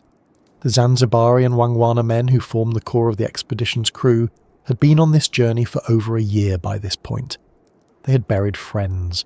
They had fought battles they had not signed up for. They had carried an enormous sectional boat through forest and over hills and around waterfalls, which is the kind of labour that sounds manageable when you describe it briefly, and becomes something else entirely when you try to imagine what it actually required of a human body over hundreds of kilometres. Their commitment to continuing was not simple loyalty or simple fear. It was something more complicated. The logic of people who had come too far to turn back, and who had decided, in whatever internal way people decide such things, that the only direction that made sense was forward.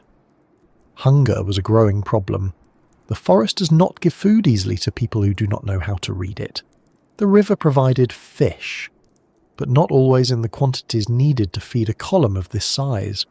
The supplies they had carried from the beginning were long since reduced to a fraction of what they had started with. Foraging in the forest was difficult and sometimes dangerous. The communities along the river were not inclined to trade with a group that had been fighting its way through their territory, and the forest itself, for all its biological richness, was not a pantry that revealed itself to strangers.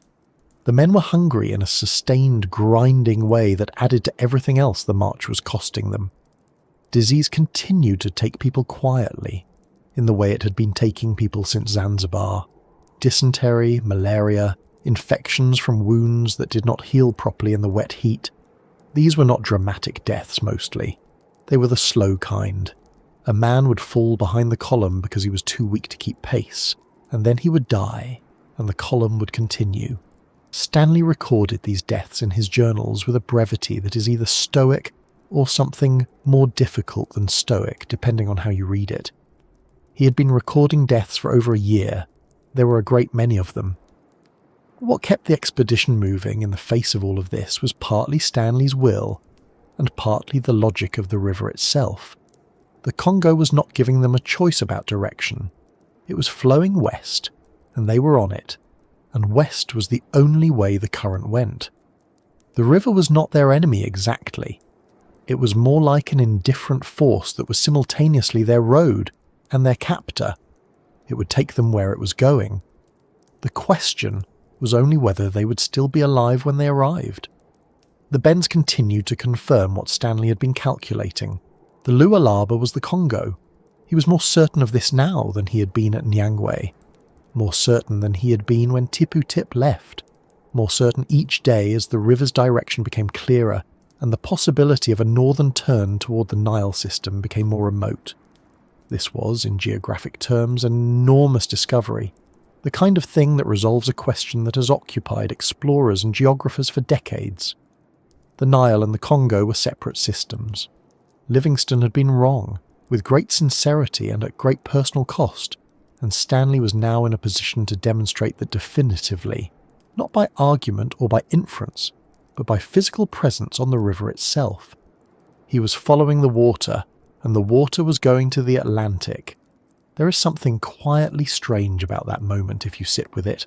Stanley was moving through one of the most difficult environments on Earth, in conditions of sustained physical hardship, fighting repeated battles, losing men to disease and violence and accident, and somewhere in the middle of all of that he was also resolving one of the great geographic questions of his century.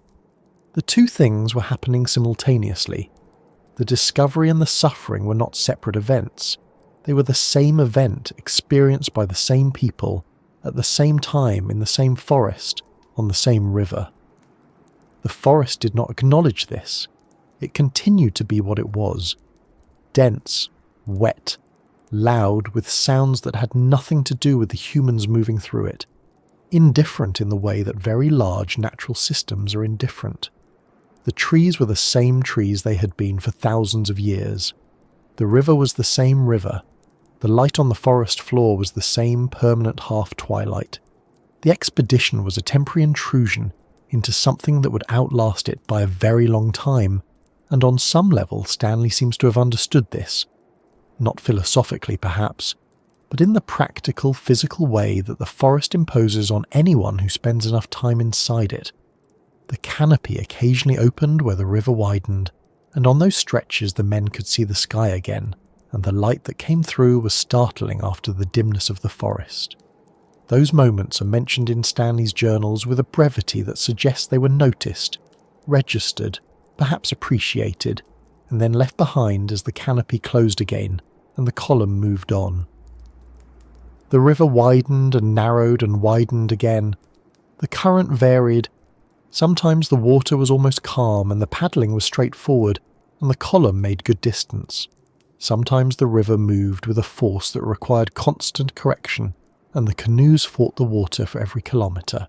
And then, somewhere ahead, the sound that the men in the lead canoes had been hearing for some time became loud enough that there was no longer any question about what it was. Not rapids, exactly, not yet, but the voice of water that is beginning to change its nature, beginning to find the edge of the plateau it has been crossing, beginning the long fall that the river's geography had always been preparing. The current was pulling harder. The sound was building. The river was telling them in the only language it had that the cataracts were close now, that the relatively open water they had been travelling was about to become something else entirely, something that would require everything they had left to navigate. The men in the canoes shipped their paddles and listened, and the sound of the falls came toward them through the forest, growing louder with every metre the current carried them forward. They pulled the canoes to the bank before the current made that decision for them. The sound ahead was not ambiguous. It was the deep, low, continuous roar of water falling through rock, the kind of sound that carries through forest and through bone, that you feel as much as here. Stanley had encountered rapids before on this journey. The river had not been uniformly smooth even in the weeks before this. But what the scouts reported when they came back through the trees was different in scale from anything they had yet faced. The river was dropping. Not gradually, not in a long smooth descent, but in a series of violent steps, each one a cataract, each one requiring the expedition to leave the water entirely and find a way around through the forest and the rock. This stretch of the Congo, the section that Stanley would eventually name the Stanley Falls, known today as Boyoma Falls, is not a single waterfall in the way you might picture one. It is a chain of 7 distinct cataracts spread across roughly 100 kilometers of river, each one a place where the water finds a new level and drops to meet it. The total descent across the series is not enormous in absolute terms, but the volume of water moving through each cataract is staggering. The Congo at this point in its course is already one of the most powerful rivers on Earth by discharge. At its mouth, it pushes approximately 41,000 cubic meters of water into the Atlantic every second, a number that is easier to feel than to picture. But try this. It is roughly equivalent to the combined flow of every river in Europe, all at once, pouring through a single channel. That water has to come from somewhere, and much of it has gathered by the time the river reaches the falls. The cataracts are not delicate. They are the sound of an enormous amount of water being forced through a constrained space and dropped over rock, and the noise they make is proportional to that force. For Stanley's expedition, each cataract meant the same set of problems, repeated. The Lady Alice, the sectional boat that had been carried from the coast, assembled at the lake, carried again, and floated on the river, had to be taken out of the water. The canoes had to be taken out of the water. Everything had to be portaged, carried by hand through forest and over rock, around the cataract and then put back into the river below it, where the water was calmer and the current resumed. This sounds manageable when described in a sentence. In practice, it was one of the most exhausting things a large group of already exhausted people can be asked to do, repeatedly, over the course of weeks. The forest along the riverbanks in this section was not cooperative terrain. The rock faces near the cataracts were steep and wet, slick with spray, and the vegetation grew in the way equatorial vegetation grows, densely, without gaps, requiring cutting to pass through. The men cut paths through undergrowth with machetes and axes. They used ropes to lower the Lady Alice down rock faces where the angle was too steep to carry her. They rigged improvised systems of leverage to move the heaviest equipment. Stanley described some of these portages in considerable detail in his journals, and what comes through is not heroism exactly, but a kind of grinding, practical problem-solving. The same problem, over and over, with tired hands and inadequate tools and a river that was not interested in making it easier.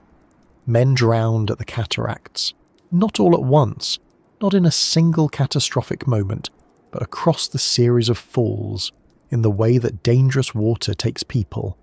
A canoe caught by a current that was misjudged, a rope that gave way at the wrong moment, a man swept from a rock.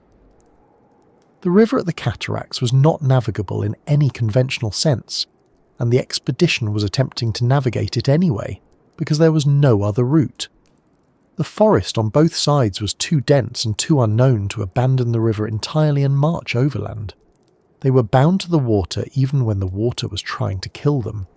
The death toll had been climbing since Zanzibar, in the slow, steady way that a long and difficult journey accumulates loss. But the cataracts added a different kind of death to the ledger, not the slow deaths of disease, but the sudden ones. A man there, a canoe gone, a rope cut by the force of the water. Stanley recorded these in the same journals where he had been recording everything else, and the entries have a flatness to them that is not indifference, probably, but exhaustion of a particular kind. He had been writing these entries for more than 2 years. The handwriting in his journals from this period is reportedly less careful than it was at the beginning of the expedition, which is the kind of small detail that tells you something about a person's state that the words themselves might not. And then Francis Pocock died. Pocock was the last of the 3 European companions who had left Zanzibar with Stanley in 1874. Frederick Barker had died earlier in the expedition. Edward Pocock, Francis's brother, had died of typhoid near Lake Victoria. Francis had survived everything: the march across the interior, the circumnavigation of the lakes, the rainforest, the battles, the months of grinding hardship, and he had become, by this point in the journey, one of the most experienced and capable members of the expedition. Stanley relied on him. In the context of what the expedition had become, a small corps of survivors moving through unknown territory, Pocock was not just a colleague.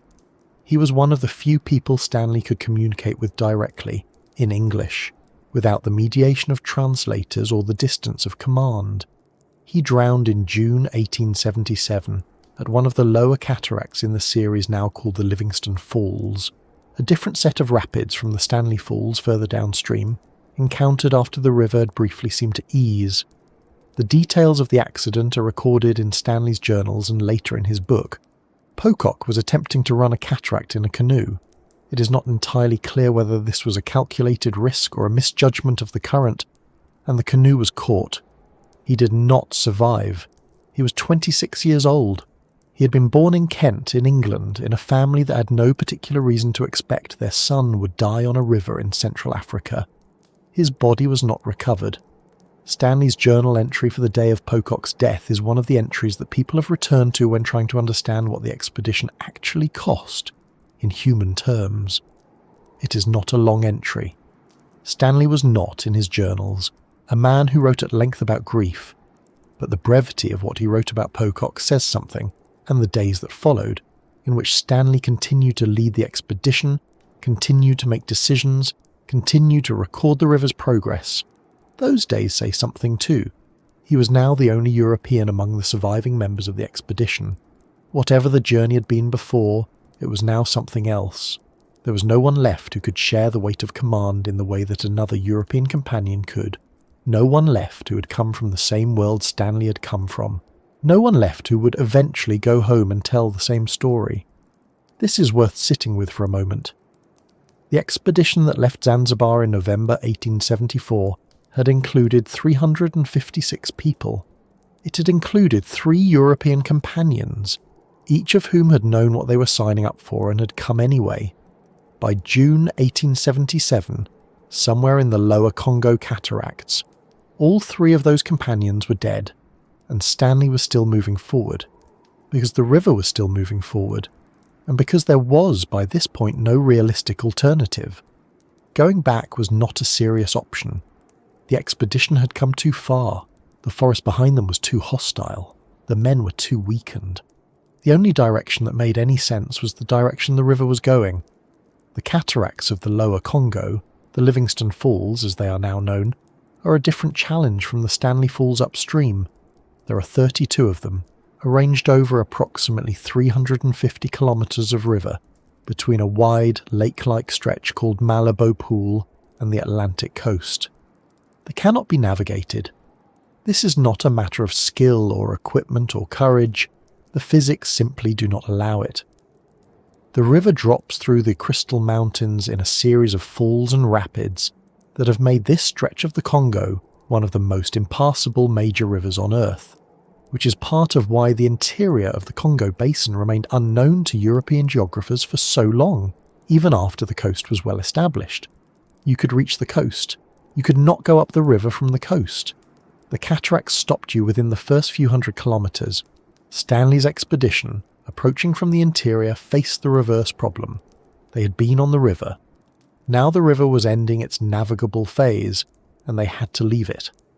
The Lady Alice, which had been carried across a continent and floated on 3 major bodies of water, was abandoned near the lower cataracts. She had carried Stanley across Lake Victoria, across Lake Tanganyika, and down most of the length of the Congo. She had been repaired, patched, dragged over rock and through forest. She had outlasted every European member of the expedition. But the lower cataracts were beyond her, and beyond the strength of the men who had carried her this far, and so she was left on the bank of the river that had been her purpose, and the expedition continued on foot. The march through the Crystal Mountains was the final ordeal before the coast, and it was severe. The terrain was difficult, the men were starving, not in the dramatic, sudden way that word sometimes implies, but in the sustained, weakening way that comes from months of inadequate food, from a body that has been consuming itself to keep moving.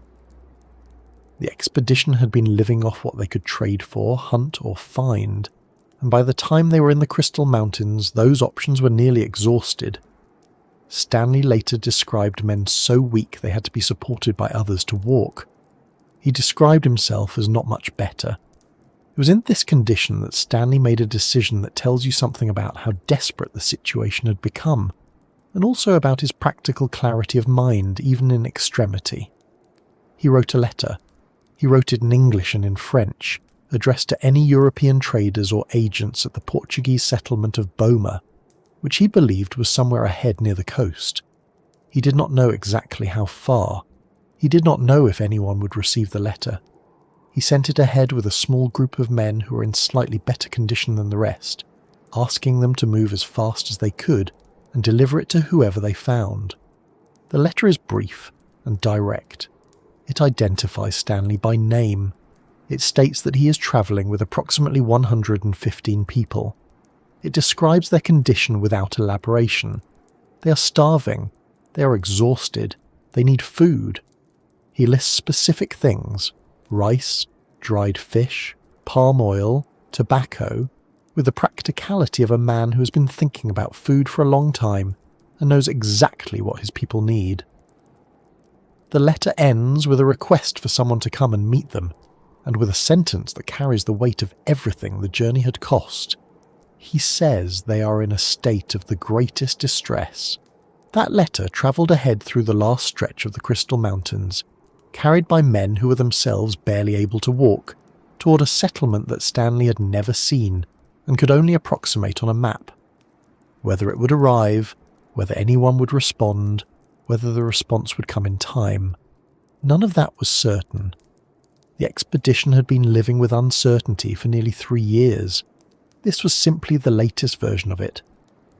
Stanley and the rest of the group continued walking, because walking was the only answer available, and the coast was somewhere ahead in the direction they were already moving, and the river that had brought them this far was still there, below the cataracts, flowing on without them toward the sea. But before we arrive at the coast, it is worth slowing down and spending some time with the world that Stanley and his expedition were moving through, because the geography of the journey, the cataracts, the distances, the physical ordeal, tends to dominate the story when people tell it, and understandably so. Those details are genuinely staggering. But there is another dimension to this expedition that is harder to summarize neatly, and more complicated to think about, and in some ways more important for understanding what the journey actually was. Along the entire length of the Congo, from the rainforest in the east to the Crystal Mountains in the west, the expedition was not moving through empty space. It was moving through a world that was already full of people. The Congo basin in the 1870s was home to dozens of distinct ethnic groups, each with their own languages, their own political structures, their own relationships with the river and the forest and each other. Some of these communities had been in contact with Arab traders from the east. Some had encountered Portuguese traders near the coast, but many of the groups in the deep interior of the basin had never seen anyone from outside their immediate region, let alone anyone who looked like Stanley, or carried the kind of equipment his expedition carried. When a column of several hundred people appeared on the river, some in canoes, some on the bank, carrying firearms, flying a flag, the response was not going to be simple curiosity. It was going to be fear, and in some cases, immediate hostility. Stanley recorded fighting more than 30 separate battles along the Congo. That number is significant, and it has been one of the central points of contention in how historians and readers have assessed his legacy. 30 battles over the course of a river journey is not an incidental detail. It is a pattern. It tells you something about how frequently the expedition met armed resistance, and it raises a question that does not have a clean answer. How much of that violence was unavoidable, and how much was the result of choices Stanley made? Some of it was clearly defensive in the most straightforward sense. There are accounts of canoes emerging from the riverbank at speed, filled with warriors, attacking without any prior contact or warning. In a narrow stretch of river, with nowhere to retreat and men already weakened by disease and exhaustion, the options were limited. Stanley's expedition had Snyder rifles, breech-loading firearms that could fire considerably faster than the weapons most river communities possessed. When a fight started, the technological advantage was significant. That advantage is also part of what makes the question complicated, because the same firepower that could defend the expedition in a genuine ambush could also be used to press forward through resistance that might, under different circumstances, have been navigated differently. There were specific incidents that Stanley himself described in his journals and later in his book. One engagement near a large river settlement, he described it as one of the biggest villages he'd seen on the Congo, began when the expedition attempted to pass and was met with a fleet of war canoes. The fighting lasted for some time. Stanley's account frames it as a defensive action. Other readings of the same events are less certain. The problem is that we have Stanley's record, and we have very little else from the perspective of the people who lived in those villages. Their version of what happened, what they saw approaching on the river, what they understood the threat to be, what choices they felt they had, is largely absent from the historical record in any written form. That absence is itself a kind of historical fact. What is documented is that the expedition moved through this world with force when it felt force was necessary, and the threshold for that judgment was Stanley's alone. He was the commander, he made the calls, and he was also a man who had been moving through hostile territory for 2 years, who had watched 3 European companions die, who had watched dozens of his African crew members die from disease and violence, and who was, by this point in the journey, operating under conditions of sustained stress that are genuinely difficult to imagine from a comfortable distance. None of that excuses anything. It is simply part of the texture of what was actually happening, as opposed to either the heroic version or the purely villainous version that later accounts have sometimes settled into. Not every encounter was violent. This is also worth saying clearly, because the battles tend to dominate the retelling in the same way the cataracts do. There were communities along the river that approached the expedition with caution, and then with trade. There were places where Stanley was able to use interpreters, or chains of interpreters, translating from one language to the next, to negotiate passage or exchange goods. The expedition carried trade items specifically for this purpose: cloth, wire, beads. These were the currencies of the interior, and they worked when conditions allowed them to work. The Bangala people, who lived along a stretch of the Middle Congo, were among the groups Stanley encountered in this way.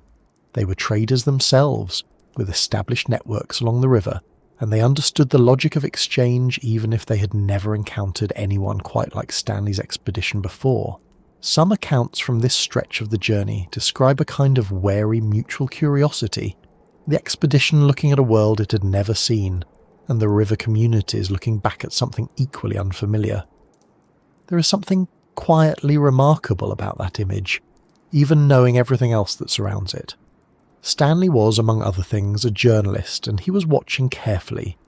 His journals and later his book contain detailed observations about the communities he passed through, their canoes, their weapons, their houses, their dress, the way they organised their villages along the riverbank, the sounds of their drums carrying across the water at night. Some of these observations are rendered with genuine curiosity and a degree of careful attention. Others carry the assumptions and language of his time and background, which were not kind assumptions. Reading Stanley now requires holding both of those things at once. The man who was genuinely observing, and the man who was doing so through a lens that distorted what he saw in ways he was largely unaware of. The river communities themselves had their own long histories of conflict and trade and political complexity. The Congo Basin was not a static world waiting to be discovered. It was a world with its own dynamics, its own wars, its own alliances, its own economies. The arrival of Stanley's expedition was a disruption of something that was already in motion, not an arrival into emptiness. And the disruption did not end when the expedition passed. The maps Stanley made, the information he gathered, the reports he sent back, all of that would feed into a process that would transform the Congo Basin within a decade in ways that the people living along the river in 1876 could not have imagined and would not have chosen. But that consequence was still ahead. In the moment on the river, the encounter was more immediate and more human than that. It was people in canoes, watching a strange column approach. It was men on the bank trying to decide in real time whether to trade or flee or fight. It was Stanley, in the Lady Alice or on the riverbank, trying to read a situation with incomplete information and a great deal at stake. The fear was real on both sides. The language barrier was nearly total in most cases. The room for misunderstanding was enormous, and misunderstandings had consequences that could not be undone.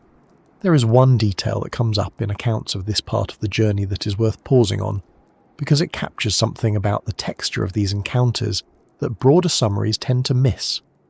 Along certain stretches of the river, the expedition would hear drums at night, communication drums, carrying messages ahead of them along the river. Stanley understood through interpreters that the drums were announcing the expedition's approach, warning communities downstream that strangers were coming. He could hear the warning travelling faster than he could travel, rippling ahead of him through a network of communication he could not access or intercept. The river communities were not passive. They were watching, and they were talking to each other, and they were making decisions about what to do with the information they were receiving. The expedition was the news, and the news was moving ahead of it, and Stanley knew it, and could do nothing about it except keep moving. That image, the drums in the dark carrying information through a network Stanley could hear but not understand, feels like a kind of summary of the whole encounter. Two worlds, both real, both complex, both trying to make sense of each other across a gap that was not just linguistic but historical and cosmological. The river communities had frameworks for understanding strangers, for categorizing threats, for deciding how to respond. Those frameworks simply had not been built to account for what Stanley's expedition was.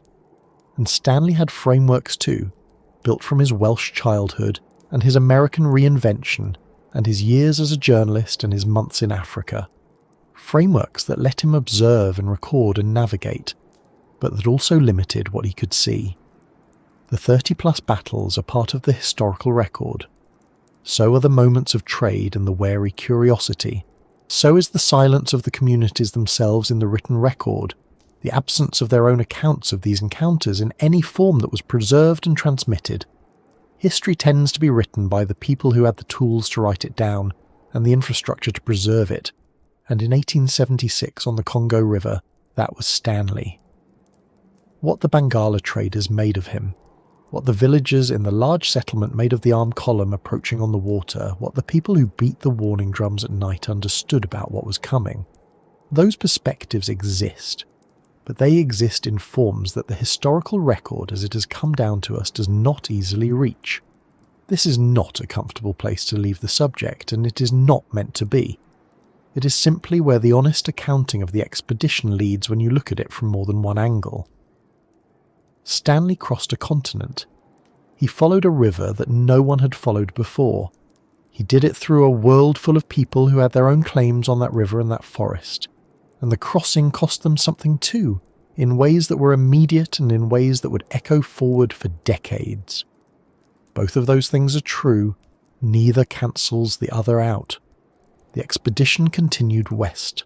The drums continued ahead of it. The river continued its enormous, indifferent progress toward the sea, and somewhere ahead, past the crystal mountains and the final cataracts, past the places where the river became too violent to navigate and the men were too weak to carry a boat, there was a coast and a settlement, and the possibility that someone had received a letter written in English and French, by a man who was not sure he was going to survive long enough to see whether anyone replied. The river, past a certain point, begins to change character. If you have been following it long enough, you notice it. The water moves differently. The banks shift. The forest, which had pressed in close for months, starts to open in places, and the sky, which had been a narrow strip of grey-green light above the canopy, becomes something wider and more present. Stanley noticed this too, somewhere in the long middle stretch of the journey after the Stanley Falls, after the 7 cataracts that had taken so much from the expedition and left the survivors thinner and quieter and more careful with their energy. The river here was enormous, not rushing and violent, but broad and slow and deliberate, the kind of wide that makes you feel small in a different way than rapids do. The cataracts had been terrifying. This was something else. This was weight. The weight of a river carrying the drainage of nearly 4 million square kilometres toward a coast that was still weeks away. Stanley called this stretch the River Road. It was not a name he used lightly, because for a long time the river had been anything but a road. It had been an obstacle, a series of obstacles, a thing to be fought and portaged and survived. But here, for a period, the Lady Alice and the canoes could move with the current without constant crisis, and the expedition made better progress than it had in months. The men were exhausted, many of them sick, their numbers reduced from what they had been at the Stanley Falls. But the river was cooperating, and cooperation from the river was not something Stanley had come to take for granted. This relative ease did not last long, in the way that things that feel like relief on long expeditions rarely last long. Stanley knew from the information he had been able to gather, from traders, from people along the river, from the maps that existed, which were partial and often wrong, that the lower Congo was not navigable all the way to the sea. There was a section, a long section, where the river descended through a series of cataracts so severe that no boat could pass. He knew this was coming. He had been told it was coming. But knowing something is coming and arriving at it are different experiences, and when the expedition reached the area that would later be named the Livingston Falls, the reality of it was still a kind of blow. The Livingston Falls are not a single waterfall. The name is misleading in that way. They are a series of 32 cataracts and rapids spread across roughly 350 kilometres of river between a wide lake-like expansion of the river called Malebo Pool and the Atlantic coast. The river drops about 270 metres over this distance, which does not sound dramatic until you consider what that means for a river carrying the volume of the Congo. The water here moves with a force that is genuinely difficult to describe in ordinary terms. The Congo discharges more water into the ocean than any river except the Amazon, and all of that water, all of that volume is compressed and accelerated through these cataracts. The sound alone, by all accounts, is overwhelming. Stanley described it. His men described it. The river was not passable. That was simply the fact. This meant the expedition had to leave the river, after months of using the water as a guide, as a road, as a reference point and a source of food and a direction. After building the entire logic of the crossing around the river, they now had to walk away from it and find another way through to the coast. The route took them into the Crystal Mountains, the range of hills that runs roughly parallel to the lower Congo before the river breaks through to the sea. The terrain was steep and difficult. The paths were poor, and the expedition was in no condition for a mountain march. Starvation is the word that comes up most often in accounts of this final stretch. The word appears in Stanley's journals with a frequency that becomes its own kind of statement. The expedition had been surviving on what it could trade for, hunt or gather, and by this point the capacity to do any of those things was severely reduced. The men were weak. Some were too sick to carry their own weight, and had to be carried by others who were not much stronger. The Lady Alice, which had been transported overland and launched and carried and repaired so many times over the previous 3 years, was eventually abandoned. There was simply no way to continue carrying her through the mountains, and no river ahead where she could be used. She was left behind somewhere in the hills above the lower cataracts, and that detail, when you sit with it, carries a certain weight. The boat that had circumnavigated Lake Victoria and Lake Tanganyika and navigated the Congo from Nyangwe to the falls, the boat that had been built in sections in England and carried across a continent, left in the hills because there was nothing else to do. Stanley made a decision that was, under the circumstances, probably the decision that saved the expedition. He sent messengers ahead, 2 men, moving faster than the column could move, carrying a letter written in English and in French, addressed to any European trader or official who might be found at the Portuguese settlement of Boma, near the mouth of the river. Boma was a trading post, a small community of Portuguese merchants and officials, connected to the wider world by the ships that came and went from the Atlantic coast. Stanley had no way of knowing whether the messengers would reach it, or whether anyone there would respond, or whether the response would come in time to matter. He sent them anyway. The letter itself has survived. It is not a long letter. Stanley was not writing for effect. He was writing because he needed help, and he wanted to be clear about that. The relevant passage, which has been quoted many times and still lands with a certain directness, reads, "I am with 115 souls, men, women and children. We are in a state of the greatest distress." The supplies he requested were specific: cloth, beads for trade, and most urgently, food. Rice or anything that could sustain people who had been walking for days through mountains without enough to eat. He gave enough information about the expedition's location and direction that someone who knew the area could estimate where to send supplies. And then the messengers went ahead, and the column kept moving, because there was nothing else to do but keep moving. The wait, in the days that followed, had a particular quality to it. The expedition was moving, but it was moving slowly, and every day the food situation was worse. Stanley's journals from this period are sparse in a way that is different from earlier sections, where he had been recording observations and battles and distances with the energy of someone who was still in the middle of something. Here the entries are shorter, more tired. He notes distances covered, notes the condition of the men, notes that they are still moving. He does not speculate much about what lies ahead. It reads like a man conserving something, not just food, but language itself, as if even writing had become a kind of expenditure he could not afford to be generous with. The reply came. The messengers returned, and with them came a group of men from Boma carrying supplies. The specific contents of what was sent are recorded: rice, a good quantity of it, and other food, and some cloth, and a note from the traders at Boma confirming that the expedition was known, that people were waiting, that there was a destination ahead that was real and reachable. Stanley's account of the moment when the food arrived is not theatrical. He describes the men eating. He describes their condition improving. He describes the change in the column's pace and bearing as something that happened almost immediately. The way that people who have been moving in a certain posture of endurance will straighten slightly when they understand that the endurance has an end. That shift from surviving to arriving is a real thing, and you can feel it in the way the journal entries change in tone over the following days. The Crystal Mountains are not especially high by any dramatic measure.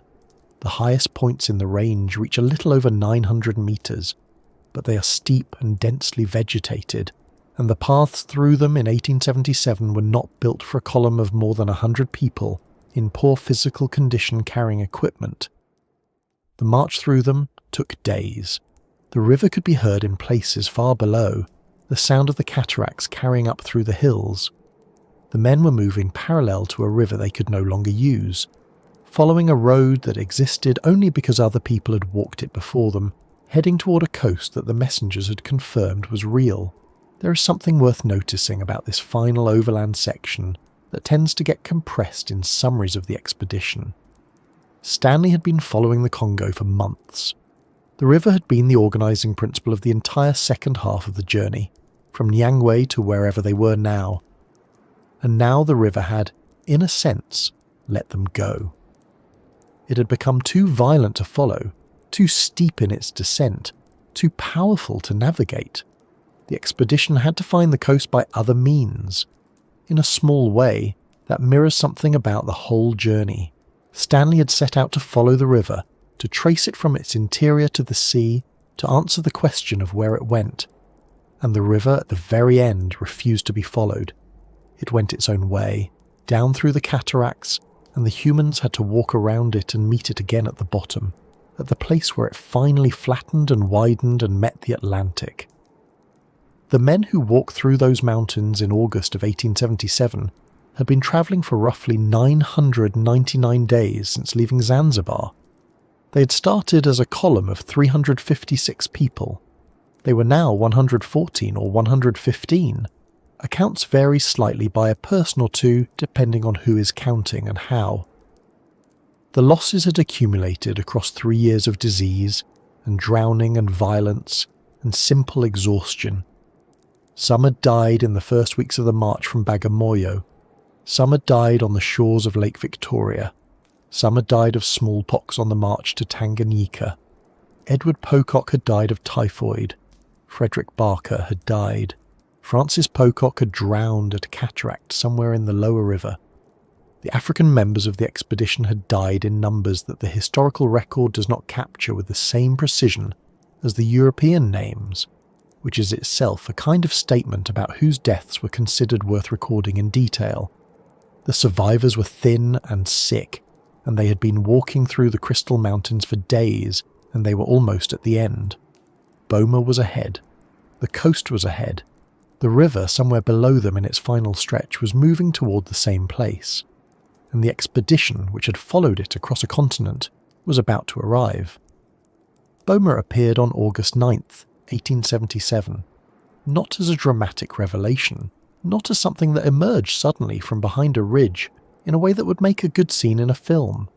It appeared the way most endings appear after long journeys, gradually and then all at once, and somehow both less and more than what had been imagined.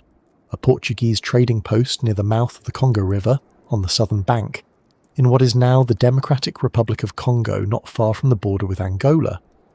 It was not a large settlement. It was a place of commerce, of traders and factors, and the slow business of the Atlantic coast, and it smelled like the sea, and the men who had walked out of the Crystal Mountains and down toward the river's final reach arrived there in the kind of condition that makes witnesses go quiet. Stanley's own account of the arrival is careful and controlled in the way that his writing often was when something was actually affecting him. He describes the settlement. He describes being received by the Portuguese traders there. He describes the condition of his people. What he does not do is write a triumphant entry. There is no flourish, no declaration. He had been moving for 999 days and he had arrived, and the journal entry for that day is measured and precise, and reads like a man who is not yet sure what to feel, or perhaps who is simply too tired to feel it fully in the moment it is happening. The survivors numbered somewhere around 114 or 115. The exact count varies depending on the source and the moment of counting, because people were in different states of health, and some had been sent ahead, and some had come in at different times during the final approach. But the broad picture is consistent. Of the roughly 356 people who had left Zanzibar in November of 1874, just over a third had made it to Boma. The rest had died, or deserted, or been left behind at various points across 3 years of travel through some of the most difficult terrain on Earth. Those numbers are not abstract. They represent real people, men, women and children who had joined the expedition at different points, for different reasons, under different circumstances, and who had not survived it. The distance travelled was approximately 11,000 kilometres in total, though this figure depends on how you measure the circumnavigations of the lakes and the various detours and portages. Some accounts put it slightly lower, some slightly higher. What is consistent is the scale of it. From the east coast of Africa at Zanzibar and Bagamoyo, westward through the interior, around Lake Victoria, south to Lake Tanganyika, west again to Nyangwe and the Lualaba, and then down the Congo River through the rainforest, through the cataracts, through the Crystal Mountains, and out to the Atlantic at Boma. It is one of the longest overland journeys in the history of African exploration, and it had been completed, and the men who completed it were sitting in Boma eating food that someone else had prepared, and the river was right there. moving past them on its way to the sea. The Congo at Boma is already very wide. By the time it reaches this stretch, it has gathered everything, every tributary, every rainstorm across 3.7 million square kilometres of basin, and it moves with a kind of enormous, unhurried authority. The colour of the water changes here, mixing with the salt of the approaching Atlantic, and the banks are lower and broader, and the sky opens up in a way that it does not in the forest. Stanley had first seen this river as the Lualaba, narrow and powerful in the interior, and he had followed it as it widened and gathered and descended, and now here it was at the end of itself, meeting the ocean. He had done what he set out to do. He had followed the river from its interior source region to the sea. He was the first person known to have done so. That phrase, the first person known, carries some weight that is worth sitting with for a moment. There is always the possibility that others had made portions of this journey, that knowledge existed among the people who lived along the river that Europeans had not recorded or accessed. The peoples of the Congo basin had been travelling, trading, and navigating these waterways for centuries before any European arrived. What Stanley did was document the journey in a form that entered European geographic knowledge. He measured, he mapped, he wrote, and he brought the information out. That is not the same thing as being the first human to understand the river, but it was the first time the river's full course had been traced in a way that resolved the geographic questions that had been driving European interest in the African interior for decades. The Lualaba was the Congo. The Congo was not the Nile. The great river of Central Africa drained westward to the Atlantic, not northward to the Mediterranean. That question, which had occupied explorers and geographers for years, was now answered, and the answer had cost nearly 240 lives to obtain. Stanley spent a few days at Boma recovering. The survivors were given food, rest, and basic medical attention. Some of the men were in very poor condition, malnourished, sick with various illnesses accumulated across years of travel. Stanley himself was thin and exhausted in ways that he acknowledged in his journals, though he tended to understate his own physical condition. He was 36 years old. He had spent nearly 3 years walking across a continent, fighting dozens of battles, losing every European companion he had brought with him, navigating a river that had killed multiple members of his party, and he had arrived at the Atlantic Ocean with a fraction of the people he had started with, and a set of maps that would change what Europeans knew about the interior of Africa. From Boma, the expedition was taken by ship to the mouth of the Congo, and then onward. Stanley eventually reached Europe, where the reception was considerable. He had been out of contact for long enough that there had been genuine uncertainty about whether he was alive. His dispatches had been sent when possible, but the interior of the Congo provided few reliable ways to communicate with the outside world, and the later stages of the journey had been particularly isolated. When news of the expedition's completion spread, it was treated as a major event in the newspapers of Britain, America, and Europe. The geographic questions he had resolved were significant, but the journey itself, its scale, its duration, its difficulty, was what captured public attention. He had also brought back something that would prove to have consequences far beyond geography. His detailed accounts of the Congo River and the basin through which it flowed, the size of it, the resources along its banks, the network of navigable waterways that branched off from the main channel. These were read by people who were thinking about Africa in economic and political terms. Among those people was King Leopold II of Belgium, who had been looking for a place to build a personal colonial empire, and who saw in Stanley's account of the Congo basin exactly the kind of territory he had been searching for. But that part of the story belongs to the next section. What matters here, in this moment at Boma in August of 1877, is the arrival itself and what it represented. There is something in Stanley's diary entries from these final days that is worth describing more specifically, because it gives a sense of the man and the moment in a way that summaries do not quite capture. He writes about the men. He writes about their condition, their names in some cases, their states of health. He writes about the river with a kind of continuing attention that suggests he had not stopped observing even at the very end. that the habit of documentation had become so deeply embedded in him over 3 years that it continued even when there was nothing left to prove. He notes the width of the Congo at Boma. He notes the colour of the water. He notes the direction of the current.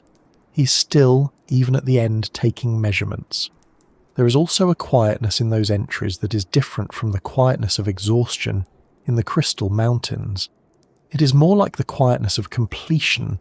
Not happiness exactly, not relief exactly, but something in between. The thing he had set out to do was done.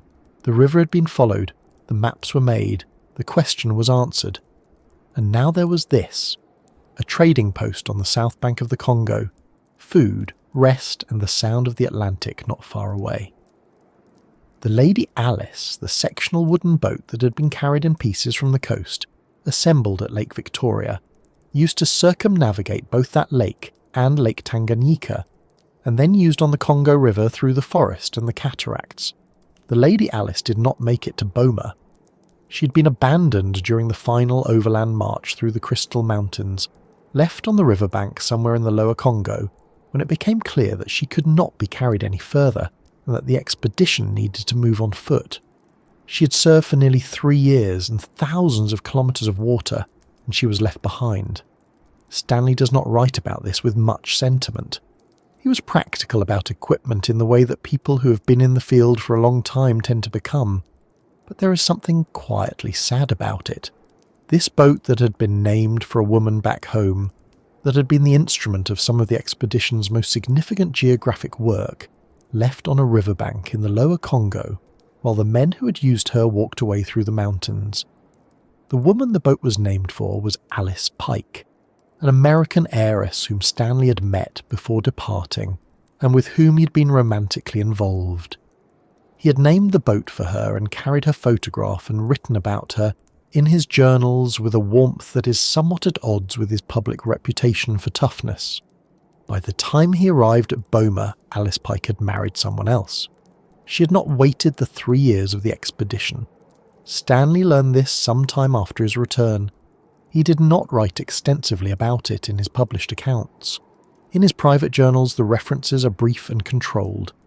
It is one of those small personal details that sits alongside the geographic achievement and reminds you that the man doing all of this was also just a person, with a person's attachments and losses, and that those things were happening alongside the maps and the battles and the cataracts.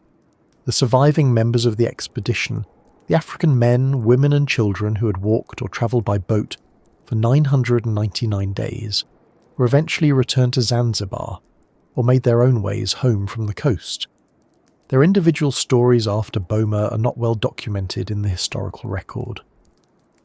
Some of the senior members of the caravan, the men who had served as leaders and navigators, and who had kept the column together through the worst of the forest and the cataracts, are named in Stanley's accounts. Manwasera, who had been one of the most important figures in keeping the expedition functional during its hardest passages, is mentioned. But the detailed individual fates of most of the survivors are not recorded in a way that history has preserved. They came out of the forest and crossed the mountains and arrived at Boma, and then, for the most part, they passed out of the written record that Stanley and his publishers maintained. This is one of the places where the story of the expedition becomes uncomfortable in a way that is worth acknowledging directly rather than smoothing over. The journey was completed by a large group of people, most of them African, who took on the risks, carried the loads, fought the battles, and died in far greater numbers than the European members of the expedition. The geographic achievement, the maps, the resolved questions, the published account, was credited to Stanley, whose name was attached to the falls and the pool and eventually to a city. The people who made the journey possible with him are mostly unnamed in the historical memory of the expedition. That imbalance is real, and it is part of what the expedition actually was, not a footnote to it. What Stanley accomplished, in the narrow geographic sense, was genuinely significant. He had traced the Congo River system in a way that no one before him had documented. He had confirmed the sources of the river, established its course through the interior, mapped the major cataracts, and resolved the long-standing question of whether the Lualaba connected to the Nile or to the Congo. He had circumnavigated both Lake Victoria and Lake Tanganyika, correcting earlier assumptions about their shapes and drainage. He had travelled through regions of Central Africa that no European had previously visited and returned with observations about the people, the terrain, the vegetation, and the river system that would be used by geographers and governments for decades. His book, Through the Dark Continent, published in 1878, laid out the findings in detail and was read widely across Europe and America, and the river on August 9th, 1877, was doing what it had always done. It was moving. It had been moving before any of the people in Stanley's expedition were born, and it would continue moving after all of them were gone. The Congo does not register arrivals. It does not mark the completion of journeys. It flows through the basin at a rate that, at its mouth, reaches around 41,000 cubic meters per second, a volume of water so large that it is difficult to make it feel real without standing next to it, and even then it takes a moment.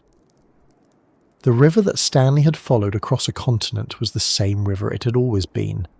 Enormous, powerful, moving westward through the forest toward the sea, indifferent to the question of who had followed it, or what they had learned, or what would happen next because of what they had found. What happened next, though, was considerable. The maps that came out of Boma in 1877 were not simply geographic documents. They were, in a sense, an opening. The Congo Basin had been, for European purposes, a blank. Now it was not. And into that newly detailed space interests would move. Commercial, political, colonial, with consequences that would shape the history of Central Africa for the next century and beyond. Stanley himself would return to the Congo. King Leopold II of Belgium was already paying attention. The Berlin Conference was less than a decade away. The expedition that ended quietly at a Portuguese trading post on August 9th, 1877, had set in motion something that its survivors, eating rice and resting their feet, could not yet see the full shape of. The maps came first. That is the simplest way to say it. Before anything else that followed from the expedition, before the politics and the conferences and the colonial machinery that would eventually grind through the Congo Basin, there were the maps. Stanley's surveys and observations, gathered over 999 days of travel through terrain that European cartography had previously left blank or filled with guesswork, produced the first coherent picture of the Congo River system from its interior to the sea. The Lualaba question, the one that had occupied Livingstone and puzzled geographers for years, was answered. The river that Livingstone had believed might be the Upper Nile was definitively the Upper Congo. The two river systems were separate. The Nile rose in the lakes to the east. The Congo rose further south and west, gathered the waters of an enormous basin, and ran north and then west and then southwest to the Atlantic. These were not minor corrections to existing knowledge. They were the resolution of one of the central geographic debates of the 19th century, and they were settled by a man who had physically followed the water. Stanley's circumnavigation of Lake Victoria in the Lady Alice had already produced useful data before the expedition even reached the Lualaba. The lake shape had been imprecisely understood before 1875. John Hanning Speke had visited its southern shore in 1858 and had concluded, mostly from that single vantage point, that it was the source of the Nile, a claim that was disputed and debated for years afterward. Stanley's circuit of the lake, roughly 1,000 kilometres of paddling around its perimeter, established its actual dimensions and confirmed that the Ripon Falls at its northern end were indeed the outlet that fed into the Nile system. This was not a small thing. Speke had been right in his essential conclusion, but the evidence had always been thin, and the geographic community had never fully settled the matter. Stanley, by going around the whole thing, produced the kind of direct observational data that closed arguments. Lake Tanganyika, similarly, had been the subject of competing theories about where its waters drained. Some geographers had proposed that it might connect to the Nile system through some undiscovered outlet. Stanley's circuit of that lake and his careful investigation of its shoreline and drainage confirmed that it did not. Tanganyika is a closed basin, in the sense that its outlet, the Lukuga River, drains westward into the Congo system, not northward toward the Nile. This was another piece of the puzzle that the expedition resolved simply by going there and looking carefully. The river itself, the Congo from Nyangwe to the sea, was mapped in a way it had never been before. Stanley's notes recorded the positions of the major cataracts, the widths of the river at various points, the locations of significant tributaries, the character of the banks and the surrounding terrain. The Stanley Falls, the 7 cataracts that drop the river over roughly 100 kilometres in the northeast of the basin, were documented in detail. The Malibo Pool, the wide lake-like expansion of the river above the lower cataracts, was measured and described. The 32 cataracts of what Stanley named the Livingston Falls, the long impassable stretch between the pool and the sea, were charted. The course of the river through the Crystal Mountains was recorded. None of this had existed in reliable form before 1877. After 1877 it did. Through the Dark Continent, published in 1878 by Sampson Low in London, and Harper and Brothers in New York, presented these findings to the public in 2 volumes totalling around 900 pages. The book was detailed, sometimes exhausting in its detail, and it sold well. It combined the geographic findings with Stanley's account of the journey itself, the battles, the cataracts, the deaths, the forest, in a way that made it readable as narrative while also functioning as a geographic document. Stanley was a journalist before he was an explorer, and the book shows that. He knew how to write for an audience. He also had a tendency to present himself in a particular light, capable, decisive, unflinching, that has made historians cautious about taking his self-descriptions entirely at face value. But the geographic data in the book was largely accurate, and it was used by cartographers and governments almost immediately. The scientific value of the expedition extended beyond the maps. Stanley's observations about the peoples of the Congo Basin, however filtered through the attitudes of his time, constituted one of the first extended European records of many of the communities along the river. His notes on vegetation, wildlife and river conditions were used by natural historians. The existence and approximate scale of the Congo rainforest, 2 million square kilometres of dense equatorial forest, one of the largest on Earth, was, after 1878, a documented fact in European scientific literature rather than a vague assumption. The river's discharge, its seasonal behaviour, the character of its tributaries, all of this entered the record in a more precise form than it had existed before. And then there is the other consequence, the one that is hard to sit with. The maps that Stanley produced were not neutral documents. They were useful to anyone who wanted to do something in the Congo Basin, and the person who found them most immediately useful was a man who had been watching Stanley's expedition with close attention from Brussels. King Leopold II of Belgium was not a man who lacked ambition or patience, and by the time Through the Dark Continent appeared in bookshops, he had already been thinking about the Congo for some time. Leopold was a monarch of a small country with no overseas empire, and he wanted one, not for Belgium exactly, but for himself. He had been looking for somewhere that might be acquired, managed, and made profitable, and the Congo Basin, vast and newly mapped and not yet claimed by any major European power, was beginning to look very promising. Leopold had actually met with Stanley before the expedition departed in 1874. The meeting did not produce an immediate arrangement, but it established a connection. After the expedition's return and the publication of the book, Leopold moved more deliberately. In 1878, he convened what he called the International Association of the Congo, a nominally philanthropic organisation that presented itself as interested in scientific exploration and the suppression of the Arab slave trade. In reality, it was Leopold's instrument for acquiring control of the Congo Basin, and in 1879 he hired Stanley to return to the Congo and establish stations along the river, to build the infrastructure of a colonial administration under the cover of the association's humanitarian branding. Stanley went back. This is one of the more complicated facts of his biography, and it is worth pausing on for a moment. He had spent 999 days crossing Africa, had lost more than half his expedition to death and desertion, had watched his European companions die one by one, had fought dozens of battles, had nearly starved in the Crystal Mountains, and had emerged at Boma exhausted and diminished. And then, after some time in Europe and America, he returned to the Congo in Leopold's service. He spent roughly 5 years there between 1879 and 1884, establishing stations, negotiating treaties with local chiefs, treaties that the chiefs almost certainly did not understand as transferring sovereignty, because the concept being transferred was not one that existed in their legal frameworks, and building the road around the lower cataracts that would eventually allow the river's interior to be accessed from the coast. Stanley did not design the Congo Free State.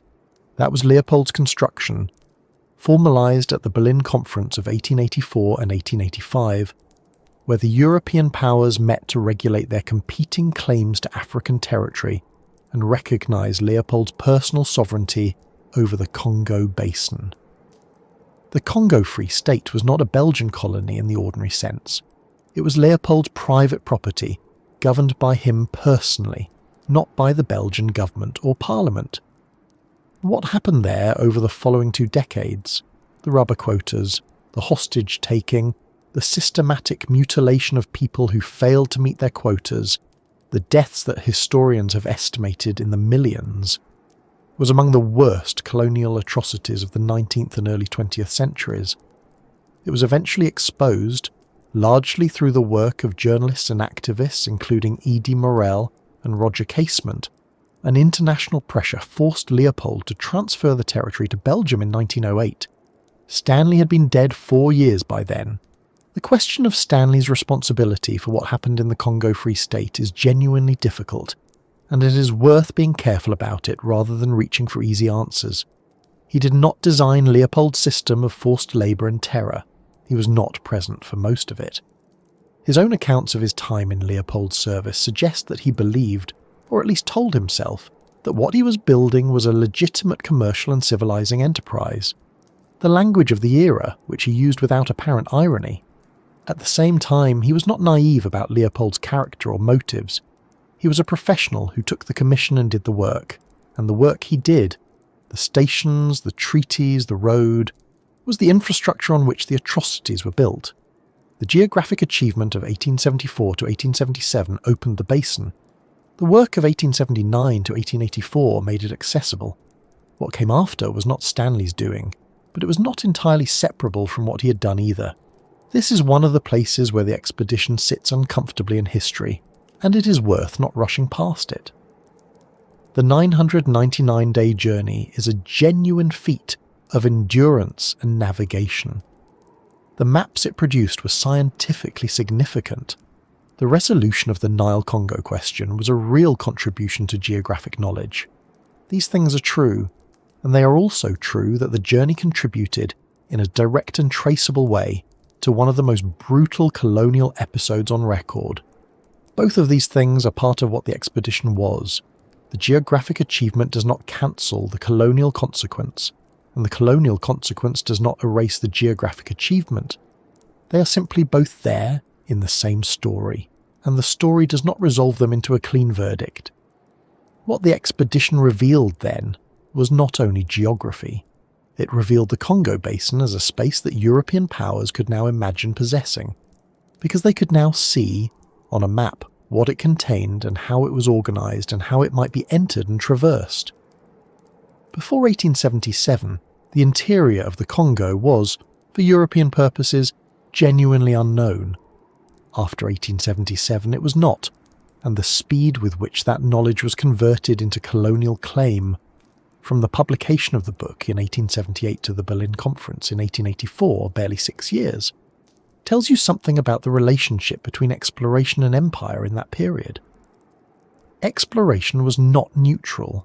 It was, in many cases, the first step in a process that ended in possession. Stanley knew this at some level. He was not an innocent cartographer wandering through the forest out of pure curiosity. He was working for newspapers that wanted stories, and then for a king who wanted territory, and the maps he made served both purposes with equal efficiency. The Berlin Conference of 1884 and 1885 is worth a moment of attention on its own, because it is one of those events that tends to be mentioned briefly in histories of the period, but deserves to be understood as the consequential thing it was.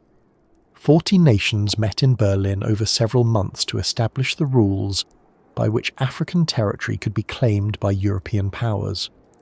The conference produced the General Act of Berlin, which recognised Leopold's sovereignty over the Congo basin, established the principle of effective occupation as the basis for colonial claims, and divided up large portions of a continent whose people were not represented at the table.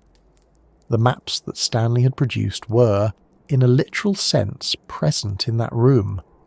The Congo River system that he had documented was being discussed and allocated. The geographic knowledge that had come out of the 999-day expedition was being used to draw the lines of a colonial order that would last in various forms for most of the following century. Stanley's book had also, in a more diffuse way, shaped European public understanding of the Congo basin in ways that made the colonial project easier to sell. His descriptions of the forest peoples as threatening, as cannibalistic, as primitive, descriptions that reflected the assumptions of his time and his situation, but which were also, in some cases, exaggerated or misread, contributed to a picture of Central Africa that made European intervention seem, to European audiences, like a reasonable or even necessary thing.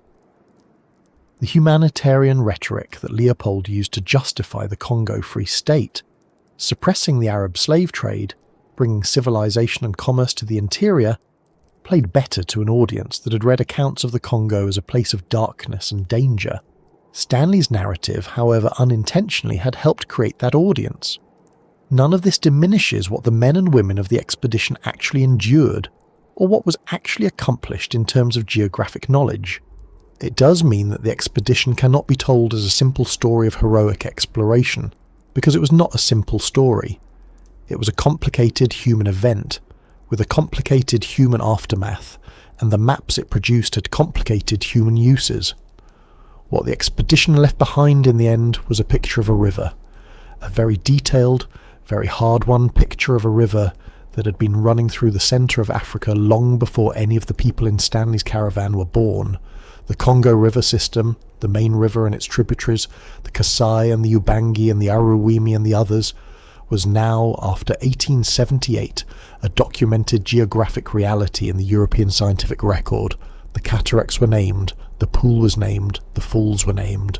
The river had been given, in the language of European cartography, a kind of formal existence that it had not previously possessed in that record, even though it had of course always existed, and had always been known and navigated and lived beside by the people who had been there all along. That is the tension that runs through the whole story of the expedition and its consequences. The river was not discovered, it was already there. The people along its banks already knew it. What Stanley produced was a particular kind of knowledge, the kind that could be printed in a book and read in London and Brussels and used in a conference room to draw lines on a map. That kind of knowledge turned out to have enormous power, and the story of what that power was used for is, in many ways, the story that follows directly from the expedition's end. The geographic chapter of the story closed at Boma in August 1877. The political chapter opened almost immediately after, and the man who had spent 999 days following the river to the sea would not be done with the Congo when he walked away from it. The river, and what it represented to the people who wanted to possess it, would pull him back. And the consequences of that return would be felt long after Stanley himself was gone. Henry Morton Stanley died on May 10th, 1904, in London. He was 63 years old. He had been knighted by then, Sir Henry Morton Stanley, a title that would have been almost unimaginable to the boy born John Rowlands in a Welsh workhouse in 1841. He had reinvented himself so completely, so many times, that by the end of his life the reinvention had become the man. The workhouse boy, the Civil War soldier who fought for both sides, the journalist who found Livingstone in the African interior, the explorer who followed the Congo to the sea, all of it stacked into one life, and none of it quite adding up to a simple verdict. His funeral was at Westminster Abbey, which is where England puts the people it considers to have mattered. But he was not buried there. His grave is in the churchyard of St Michael and All Angels in Purbright, Surrey, under a large rough-hewn block of granite that his wife Alice had brought from Africa. It reads simply, Henry Morton Stanley, Bula Matari, 1841 to 1904. Bula Matari was the name the people of the Congo had given him during his later work there, when he was building roads for Leopold. It means, roughly, the one who breaks rocks. It was not a gentle name. It described something real about how he was perceived. A man who forced things through by sheer grinding will, regardless of what or who was in the way. Whether that name was meant as tribute or as something closer to a warning probably depended on who was saying it. His legacy has never settled. It is one of those legacies that historians return to every generation and find themselves unable to file neatly. In the Victorian era, he was celebrated as one of the great explorers of the age, a man who had done what no one else had managed to do, who had walked across an entire continent and mapped its greatest river in the process. In the 20th century, as the history of colonialism was re-examined with more honesty, Stanley's role became harder to celebrate without qualification. His violence along the Congo, the battles he fought, the methods he used, these were not incidental details. They were part of the record. And his work for Leopold II, which came after the Trans-Africa expedition, was part of a project that resulted in one of the most documented humanitarian catastrophes of the colonial era. The Congo Free State, which Leopold ran as a personal possession from 1885 to 1908, is estimated to have caused the deaths of somewhere between 1 and 10 million Congolese people through forced labour, starvation, and direct violence. Stanley did not run the Congo Free State, but he helped build its infrastructure, he helped establish its administrative framework, and his maps made it possible. He was not innocent of what it became, and yet, the 999-day expedition of 1874 to 1877 was, in purely human terms, an almost incomprehensible feat of endurance. Not just for Stanley, but for the hundreds of people who travelled with him, most of whose names are not in the history books, most of whose stories were never recorded in any language that survived. The men who carried the sections of the Lady Alice through the forest, the women who were part of the caravan, the guides who knew the terrain, the paddlers who navigated the cataracts. They endured the same rain and the same hunger and the same disease and the same violence, and they did not have Stanley's obsessive certainty to sustain them. They had whatever reasons they had for being there. Some had been hired, some had followed leaders who joined the expedition, some had little real choice in the matter. Their endurance was no less real for being less documented. Of the roughly 356 people who left Zanzibar in November 1874, around 114 reached Boma in August 1877. That number is worth sitting with for a moment. More than 200 people did not complete the journey. They died of disease, of violence, of drowning, of starvation, of exhaustion. Some deserted and found their own ways home, or found no way home at all. The expedition survival rate was not something Stanley dwelt on at length in his public accounts. The book he published, Through the Dark Continent, in 1878, was a detailed and readable account of the journey, but it was also a book written by a man who had a story to tell and reputation to build, and it reflected those priorities. The full human cost of the expedition was present in the numbers, but the numbers were not the centre of the narrative. The book sold well. It was read widely in Britain and America and Europe. It established Stanley's reputation as the foremost African explorer of his generation. And, in doing so, it shaped how educated European readers understood the Congo Basin for the following decade. That understanding, vivid, dramatic, filtered through Stanley's particular perspective, was the lens through which Leopold II and the diplomats at Berlin in 1884 and 1885 saw the river and the land around it. Geography and narrative are not separate things. The story of a place shapes what people believe is possible to do there. The Congo River itself, of course, did not change. It kept moving, as it had been moving for millions of years, carrying more water than any other river in the world except the Amazon, cutting through the basin it had carved over geological time. The cataracts that had killed men and destroyed canoes in 1876 and 1877 were still there. The rainforest was still there. The river communities along the banks were still there, living the lives they had been living before Stanley arrived and would continue living after the consequences of his maps had run their full, terrible course through the century that followed. There is something worth saying about the Congo River today, because it is not a river that has become simple or well understood just because it was mapped in the 19th century. The Congo Basin remains one of the least navigated major river systems on Earth, in the sense that the river is still largely impassable for long stretches due to the cataracts in its lower section. The Livingstone Falls, those 32 cataracts over 350 kilometres between Malabo Pool and the Atlantic, are still there, still unnavigable, still forcing any overland traveller to go around.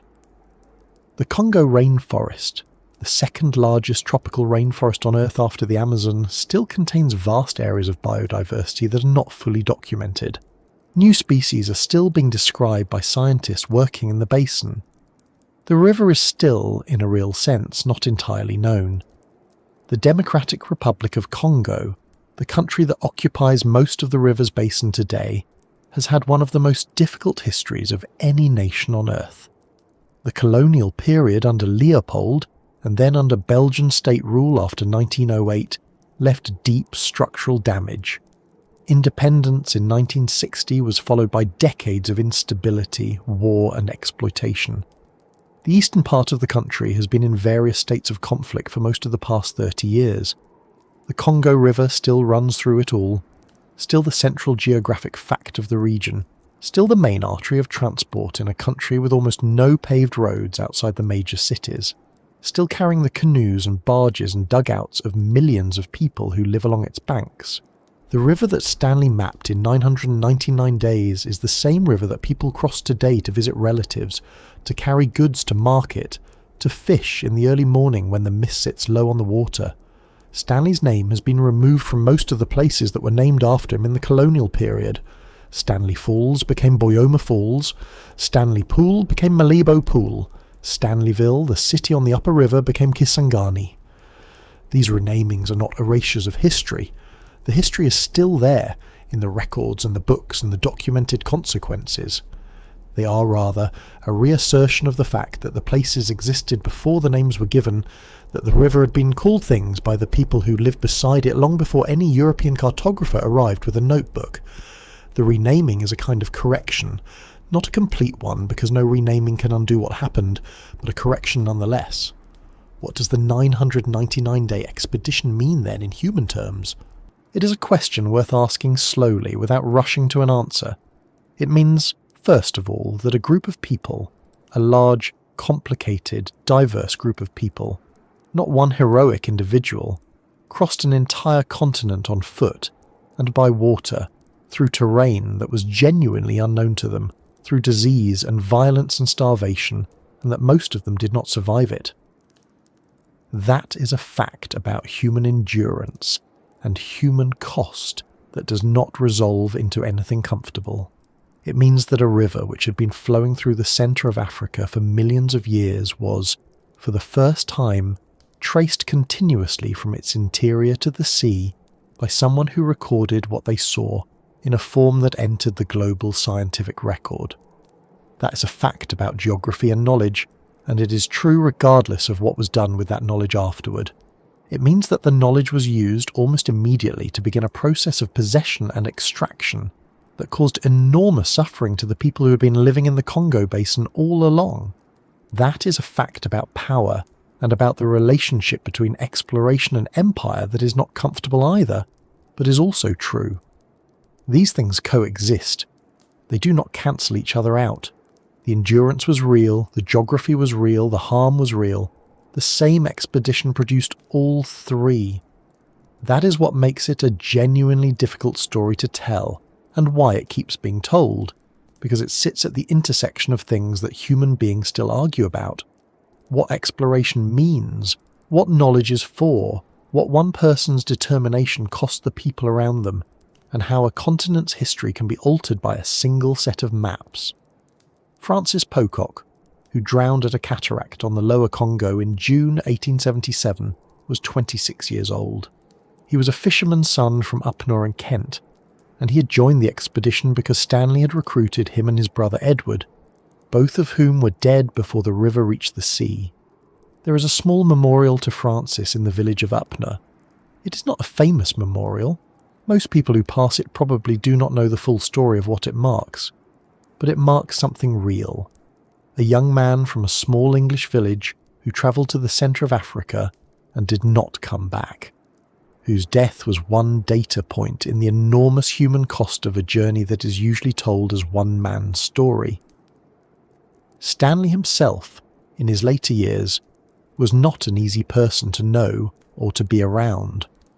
People who knew him described someone who was driven and impressive and also deeply difficult, prone to anger, to a kind of cold remoteness, to the obsessive focus that had carried him through the Congo, but made ordinary life feel thin and unsatisfying by comparison. He married in 1890, later than most men of his era, and by most accounts the marriage was genuinely warm, one of the few relationships in his life that seemed to give him something like peace. He adopted a son. He served briefly as a member of Parliament. He wrote more books. He travelled less. He never returned to the Congo after his work for Leopold was done. The river that had defined the central achievement of his life was, in the end, something he left behind. Whether he thought about it in his final years, whether he lay awake in his London house and heard, in some corner of his memory, the sound of water moving fast over rock, is not something the record tells us. People do not usually write down the things they hear in the dark. The Congo River does not care about any of this, of course. That is not meant as a cold observation. It is just the nature of rivers. They were here before us, and they will be here after us. And the names we give them and the maps we make of them, and the histories we attach to them are all, from the river's perspective, very brief.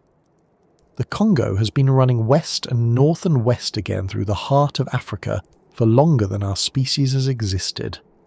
The cataracts at Boyoma, where the Lady Alice was dragged around 7 sets of falls in late 1876, are still there.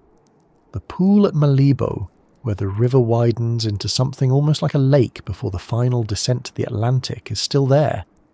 The mouth of the river, where the brown fresh water pushes so far out into the Atlantic that sailors can taste it miles offshore, that is still there too. And somewhere in the interior, the rain is still falling on the watershed that feeds the river, running off the hills and into the streams and into the tributaries and into the main channel, adding itself to the 4 million cubic feet of water per second that the Congo carries to the sea. It has been doing this through all of human history, through all of the events that human beings consider significant, through all of the names and the maps and the books and the conferences and the consequences. It will keep doing it. If you have been listening to this tonight, wherever you are, whatever time it is, whether you're in a quiet room or drifting towards sleep, thank you for spending this time with a story that deserves to be told carefully. The history of the Congo River and of the people who lived beside it and were changed by what happened to it is not a simple story, and it does not have a simple ending. But it is a real one, and real stories told with patience are worth the time. If this kind of narration is something you find yourself returning to, it would mean a great deal if you left a like, or subscribed so you can find the next one when it arrives. And if something in this story stayed with you, a name, a detail, a question left unanswered, leave it in the comments. Those conversations are part of why this channel exists. The river is still moving. It always is.